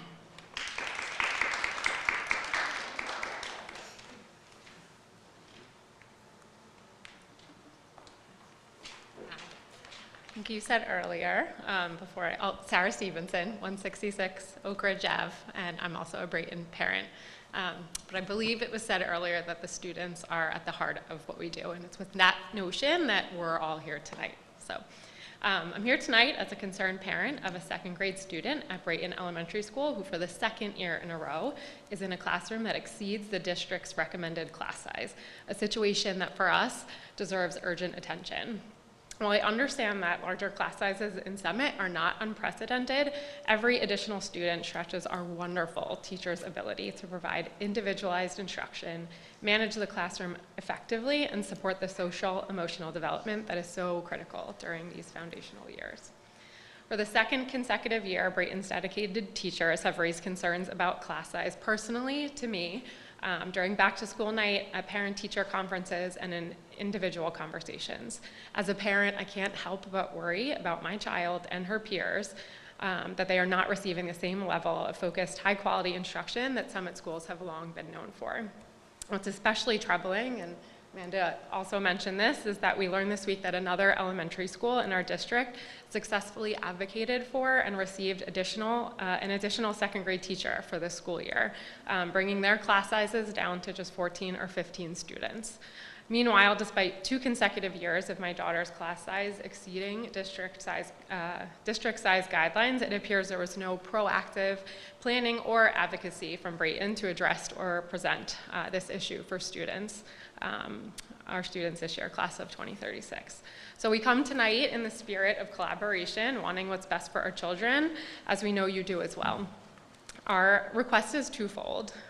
Immediate support, number one, we ask for your help this year in providing meaningful support for Brayton's class of 2036. Specifically, we are requesting a dedicated classroom resource to assist during core curriculum subjects, ensuring that students receive the individualized attention they need to thrive. Second, in planning ahead for next year, as you consider teacher assignments for the 2026-2027 school year, we respectfully ask that you take into account that although the class size guidelines do increase to 24 students for next year for our kids in 3rd grade, the class of 2036 has been learning in maxed out classrooms for the last 2 years and have yet to experience the benefits of learning within or below the district's recommended class sizes. We strongly urge you to consider allocating a 4th teacher to this grade next year to ensure their continued growth and success. Thank you for your time, your attention, and your continued commitment to doing what's best for our children. Thank you.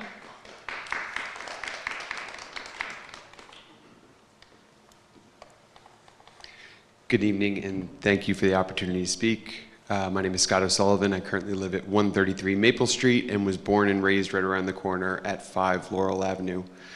I'm here tonight not just as a parent of my 2nd grade student Wheeler, but as someone deeply rooted in this community that had Stacy Grimaldi, my then math teacher, as my advisor as president of the senior class.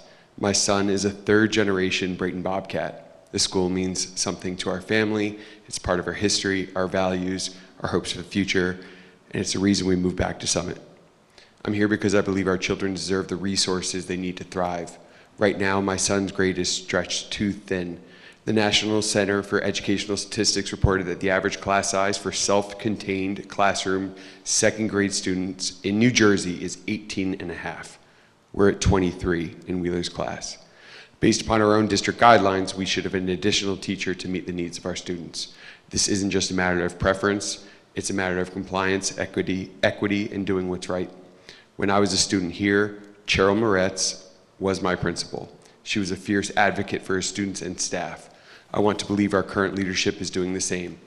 But if our new principal had truly advocated on our behalf, I believe we'd be in a different situation.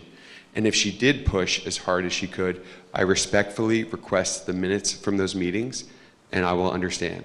But if she's fought for us, if she has not fought for us, I can begrudgingly accept where we are. But right now, I don't believe enough has been done. That's why we're here tonight.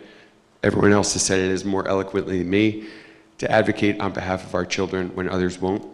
We're not asking for miracles. We're asking for fairness, for transparency, and for action. Our kids deserve better, and it's our job to make sure they get it. Thank you very much.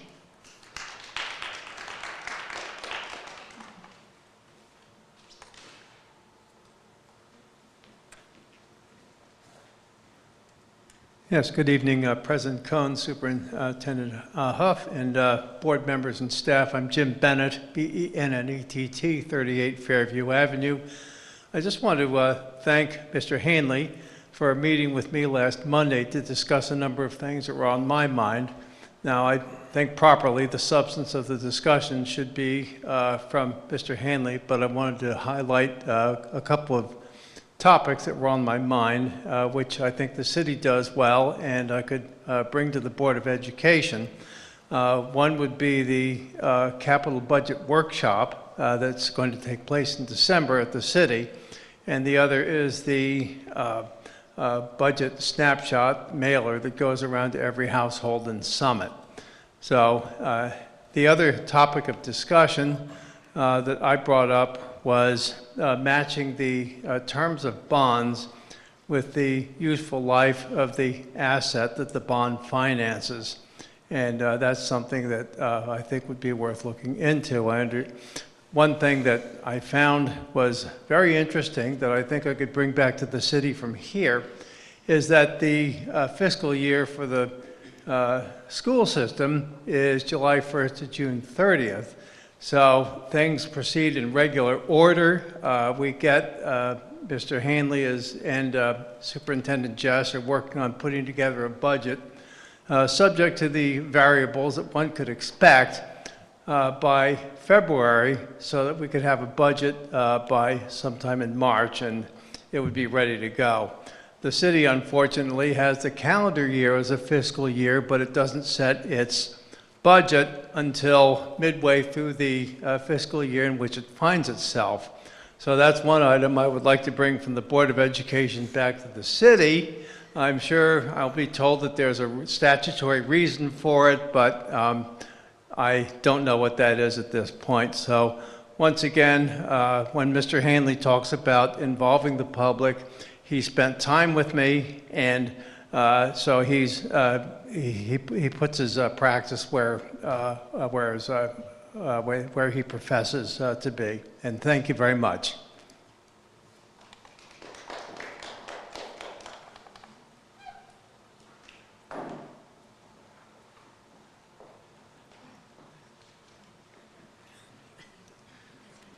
Hi, I'm Diego Hoik, Argyle Court. I don't have a prepared statement. I have two things that are trivial and two things that are not. First of all, the time of the day is very inconvenient for working parents for these meetings. Most of the big boards in Summit, planning board, zoning boards, common council, they meet at 7:30. I have 3 kids behaving very, very well because I had no other alternative. Along similar lines, I agree with what Mr. Henley said about the calendar. I would encourage you not to rely on 10-year-old data, but rather do a survey of parents. I know a lot of my friends, we have difficulty around Christmas and New Year's because we literally have to board planes on New Year's Day or even the day before Christmas, getting to our families on Christmas Eve, and the kids are exhausted. It's not really good. So I would suggest that in preparation for next year's calendar, not the one that you're voting on today, but the following year, that you do a survey of all families and try to get a sense of the trade-offs for the various families. Those are the trivial things. I do have some more serious concerns about the new grant review process for SEF grants. I heard 2 different rationales. One in December was about reviewing SEL grants, social emotional learning grants, which I don't think should be the job of the board. At the end of the day, developing EQ is as important as developing IQ, and in today's modern world, so the board should not be setting curriculum. Also, the Common Council recently approved, and I am happy for that, lighting up Tatlock Field. And one of the rationales for that was that the Summit Foundation gave money to the city, and the city should not be reviewing it. Now that makes kind of sense, but the Summit Foundation grant will allow the city to install the fields, but the city will still have to pay for the use of the fields. So the notion that there's operational costs that come with these grants and therefore we should be reviewing it seems to be a different principle than what the city just did for the Tatlock lighting field.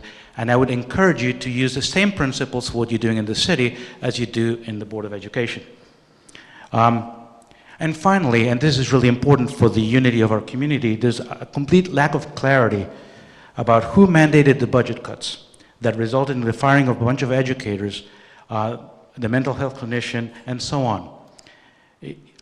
I have yet to see the impact on class sizes. We're getting the read in about a week. But I believe it would be helpful for the community if what actually happened was made public, who mandated what, and who decided what. So thank you very much, and I apologize, I'm going to have to go home. My kids are behaving very well. Thank you very much for all your work.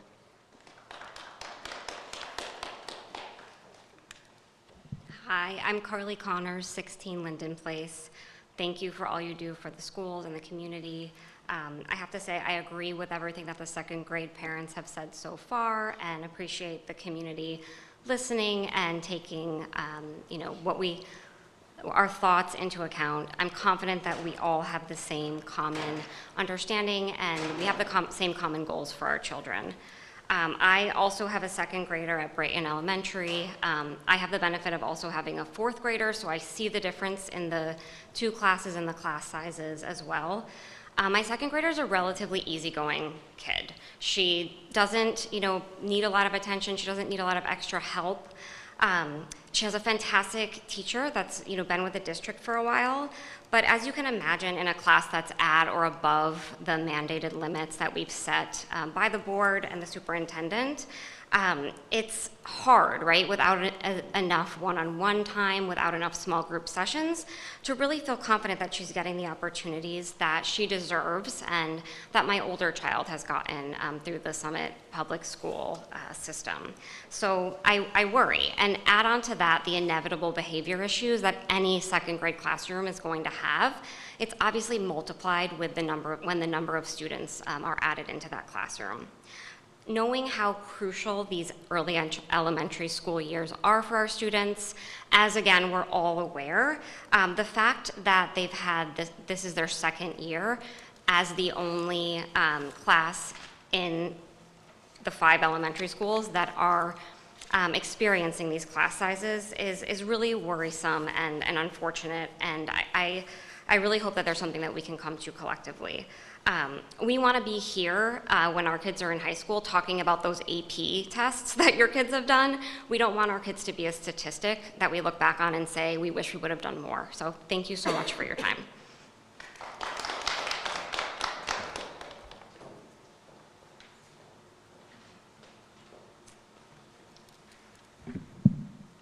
Good evening, Melinda Fleissner. I'm at Oakland Place. My husband and I have 8 children that have either gone through the district or are still in the district, and some of you are familiar faces from prior discussions here. In fact, I stood here 5 years ago, and had the exact same discussion with my son's 3rd grade Brighton class in conjunction with the full day kindergarten and the increase in class sizes. So I know that you're all aware and that the town has come out strongly in favor of small class sizes. So my question is actually not that we all want class sizes to be small. I know that you do. But what was missed in this year's allocation, because teachers were unequally applied to the second grade classes. So I don't know if that was missed in the Board of Ed level, the superintendent's office, or if that was a lack of initiative on behalf of the administration at Brayton. And if that's the case, I hope that the board goes back and does some investigation there and looks at the administration in Brayton. And I would also then urge you guys to talk about what we can do for our students going forward, because they really do need some relief in these classrooms. They're excellent teachers. Some of my other children have had them. Fabulous teachers, way too many kids in the class.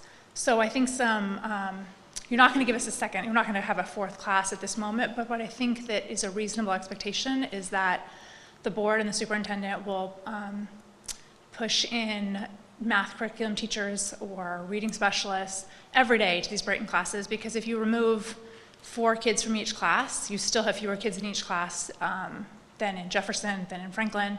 And at that point, you could get a little more one-on-one instruction from a reading and writing specialist. We know that in 3rd grade, the NJSLAs start, and we watched the information that was just posted, and it's reading, math, and writing. And those are the core curriculum classes, and they're very hard to teach 23 second graders, the individualized skills. I mean, my own second grader, she's got tons of siblings, she reads really well, she's multiplication. I mean, I'm not concerned about her academic strength, but she's yet to be evaluated in a small group math setting. The teacher has put them in small groups, but there is simply not time to get to 23 students. And we all know that those are the core curriculum subjects matter that we need to have addressed with our students. So I don't think it's an unreasonable ask, and I think it's almost imperative on our Board of Ed to allocate resources daily.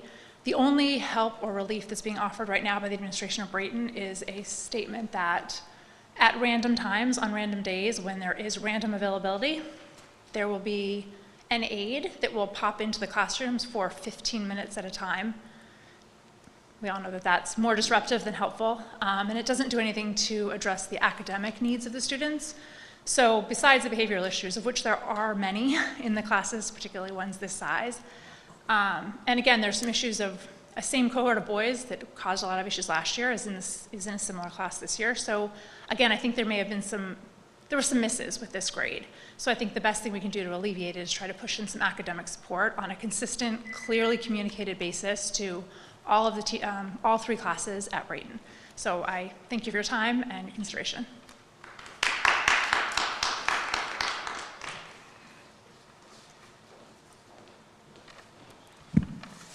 Hi, good evening. Erin Lyons, 194 Oak Ridge Avenue. I'm here along with the rest of my Brayton parents. Thank you for your time and for listening. Basically, I'm here like every parent in this room. I want the best for our children. We all chose Summit because we value education, the kind that gives every child the chance to be seen, supported, and challenged. But right now, that's not what's happening at Brayton. For the second year in a row, the Brayton class of 2036 has classes exceeding the district guidelines. A first grade class reached 23 by the end of the last school year and did so without any aids. Our second graders are once again sitting in class sizes averaging 22 students with one at 23, the largest of the second grade cohorts in the district. Meanwhile, children in other Summit schools have classes as small as 14 or 15. That's not a small difference, that's a completely different learning experience. Larger classes mean less individual attention, more stress on teachers, and kids who might slip through the cracks.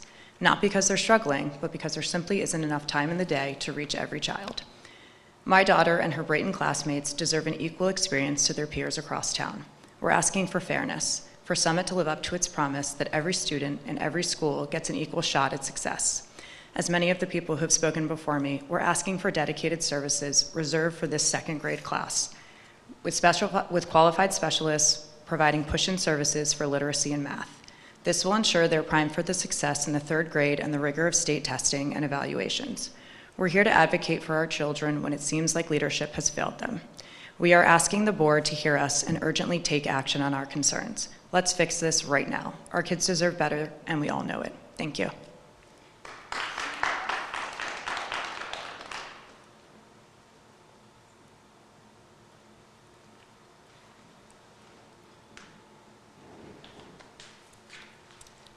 Sure you can guess what this is about.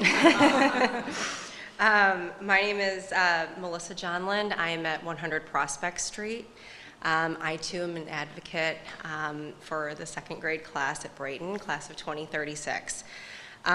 You've heard from my fellow parents behind me on just a few of these concerns we have regarding class size.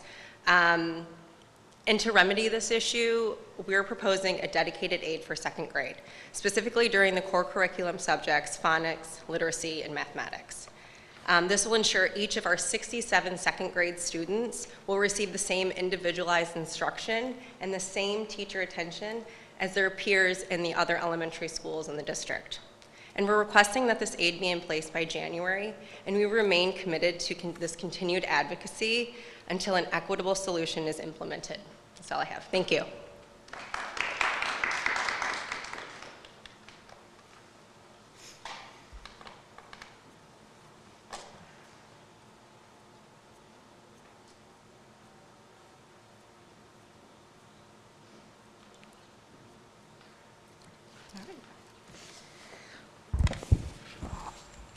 So we will close public comment. Is there a motion? So moved. Second. Okay. Any discussion? All those in favor? Aye. Any opposed? Any abstention?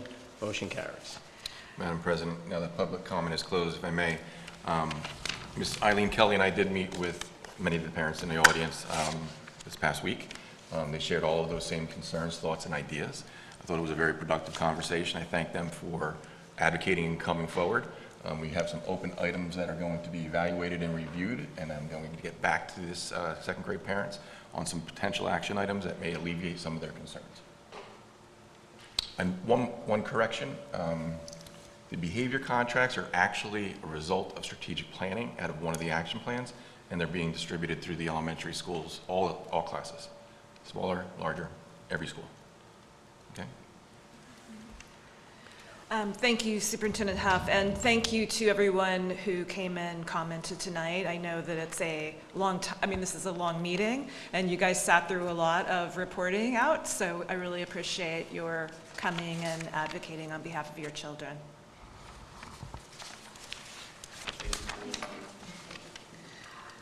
Can I just add one thing, especially because I was with Superintendent Huff at the meeting? I do also want to say thank you for coming and just sharing anecdotally, your own children's experience and what's needed.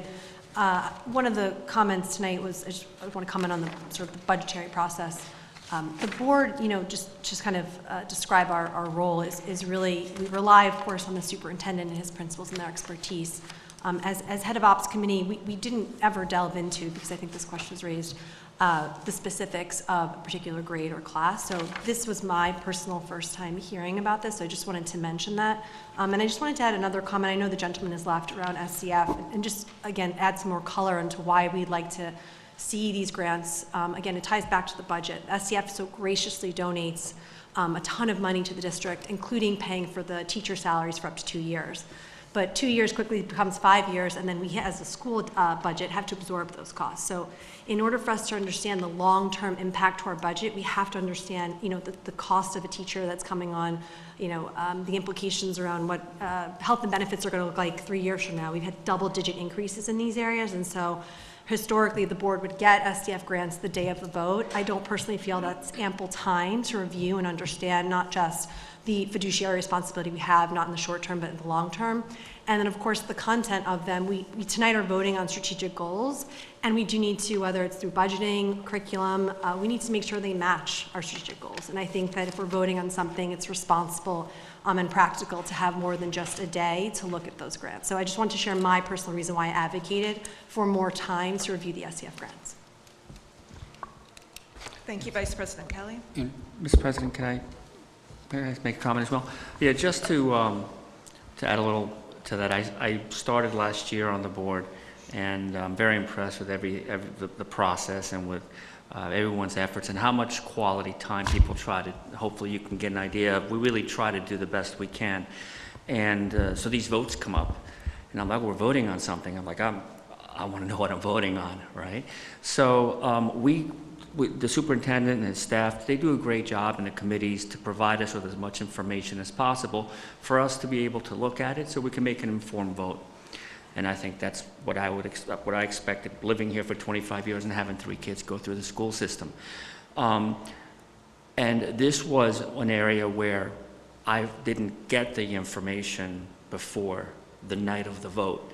And I thought that was different than everything else. So as a new guy coming in, I said, can I please get the information before the vote so I can make myself knowledgeable on it and then make an informed vote? That was the original ask. It was just basically, hey, if I'm going to vote on something, I'd like to be given the opportunity to review what I'm voting on, right? And this year, as part of the operations committee and the budget process that we had and the challenges we had, we were looking for areas that we want to make sure we do a due diligence on, get ahead of the process, right? So we can get mitigating the risks ahead of time. And the committee unanimously agreed that, hey, it'd be a good idea to make sure that if we're going to get financial commitments that we're going to be making at some point, as Ms. Kelly said, an example that we'll get a teacher paid for 2 years, but after that, we have to fill that gap. So we'd like to plan for it. How are we going to do that? So I think it's just common sense, right? If you're asking the board to vote on something, we should be looking at what we're voting. I certainly, and I'm sure everyone here, does not just vote just to rubber stamp things. We really want to do, and as somebody who lived in Summit, I expect the board to, if you're going to volunteer for this job, do your due diligence to make sure that whatever we're voting on, if you have questions, ask them. Whatever the feedback is, make it, not just rubber stamp it. So that was really the origin of my request last year, was about getting information available so that I can make an informed vote. And I think that that's really a basic justification I think we could all understand. Thank you. Thank you, Mr. Mahecha. And I would like to add one more point on that, in that because we review it, it is definitely the board's purview because we vote on it, and we have that responsibility. And secondly, that we actually did this same timeline about 10 years ago when I was on the board previously. So this is not the first time we've asked for that information to come in a timely way so that the board had much more time to conduct its due diligence and review the information. So this is kind of getting back to a practice that we had 10 years ago, 8 years ago. Thank you. Thank you, Mr. Hanley. I guess I'll just also weigh in on SCF. I want to make sure that all of the all of the parents and community members who have supported SEF over the years and do so today, as well as the volunteers who work with SEF, know that the school district is very, very grateful for all of the support that they've shown to the schools historically and into the present. And we want to continue to have a very good partnership with SEF. I think everyone here on the board feels the same in terms of the relationship of the school district with SEF. The school district would be a much different place without the support of the SEF that we have had for the many, many years that it's been around. I think it's back to the 1980s, as I recall. I will also note that the Board of Education is governance, not administration. So when it comes to the looking into the grants and whether or not it matches our strategic plan, it really is the administration that does that, as they are the ones who have the educational expertise. Many of us are parents. Although we do have some educators on the board, we are not all educators, so we really do need the educational expertise of our administration, and they're the ones that are on the ground, teaching our kids, working with our kids, doing all of the evaluation of our children's performance through the year. So we really do need their oversight of the administration. So to that, and it's part of the ethics, actually, of the Board of Education, that we actually don't get into the administration of the school district. It's part of the state ethics. So we will not be voting on individual grants. We will be voting on the whole slate of grants, whether we're basically voting on whether to accept the money of the grants or not, and not on the individual grants, because it really is part of the administration's duty to make sure that the grants that are being submitted are in keeping with the goals, and that does happen through the superintendent's office in conjunction with Summit Educational Foundation. So, so again, most important here, we want to really make sure that SEF knows that we deeply, deeply value their work over the years and that they have had such a huge impact in our school district. Okay, and with that, let's move on to item 12, approval of board minutes. Do we have a motion? So moved. Second. Any comments? All those in favor? Aye. Any opposed? Any abstention? One abstention. Motion carries. Next up, item 13, curriculum, instruction, and program. Items A and B, which includes the district calendar. Do I have a motion? So moved. Second. Any discussion? I had just one question in this section. The question around, have we surveyed parents? Superintendent, have we done that in any of our surveys around the calendar? I was just curious. Not in my time. We have not. I don't know previously if there's ever been a practice to do that. When you go to your coffees, that's going to be a topic. It's very consistently a topic for discussion. Because I know the district surveying, it gets great response rates. It's very thorough. I think that suggestion was a really good one around the calendar. I think we should look at that for the upcoming school year. That would be 27, 28. Yeah, I think Yes, I think that's a great I idea. can certainly bring that in front of Ed Committee for discussion. Thanks. Any other discussion? Mr. Mahecha? Yeah. Ms. Justice? Yeah. Mr. Hanley? Yes, with the exception of the approval of the calendar. I believe there's other- Item B, yes. Mr. Gunderson? Yes. Mr. Cho? Yes. Vice President Kelly? Yes. President Cohn? Yes. Motion carries. Item 14, finance, items A through S. Do I have a motion? So moved. Any discussion? Mr. Mahecha? Yes. Ms. Justice? Yes. Mr. Hanley? Yes. Mr. Gunderson? Yes. Mr. Cho? Yes. Vice President Kelly? Yes. President Cohn? Yes. Motion carries. Item 15, A through D. Do I have a motion? So moved. Second. Any discussion? Mr. Mahecha? Yes. Ms. Justice? Yes. Mr. Hanley? Yes. Mr. Gunderson? Yes. Mr. Cho? Yes. Vice President Kelly? Yes. President Cohen? Yes. Motion carries. Item 16, personnel, items A through W. Do I have a motion? Second? Any discussion? Mr. Mahecha? Yes. Ms. Justice? Yes. Mr. Hanley? Yes. Mr. Gunderson? Yes. Mr. Cho? Yes. Vice President Kelly? Yes. President Cohen? Yes. Motion carries. And agenda item 17, policies and regulations. It's the second reading of the regulations from last month. Do I have a motion? So moved? Second? Any discussions? Sorry. Mr. Mahecha? Yes. Ms. Justice? Yes. Mr. Hanley? Yes. Mr. Gunderson? Yes. Mr. Cho? Yes. Vice President Kelly? Yes. President Cohen? Yes. Motion I was carries. taking over your job, Mr. That's Chess. fine. You don't want it. All right, and so that leads to adjournment. Do I have a motion? So moved. Second. Any discussion? All those in favor? Aye. Any opposed? Any abstentions? Motion carries. Thank you. Good night, everybody.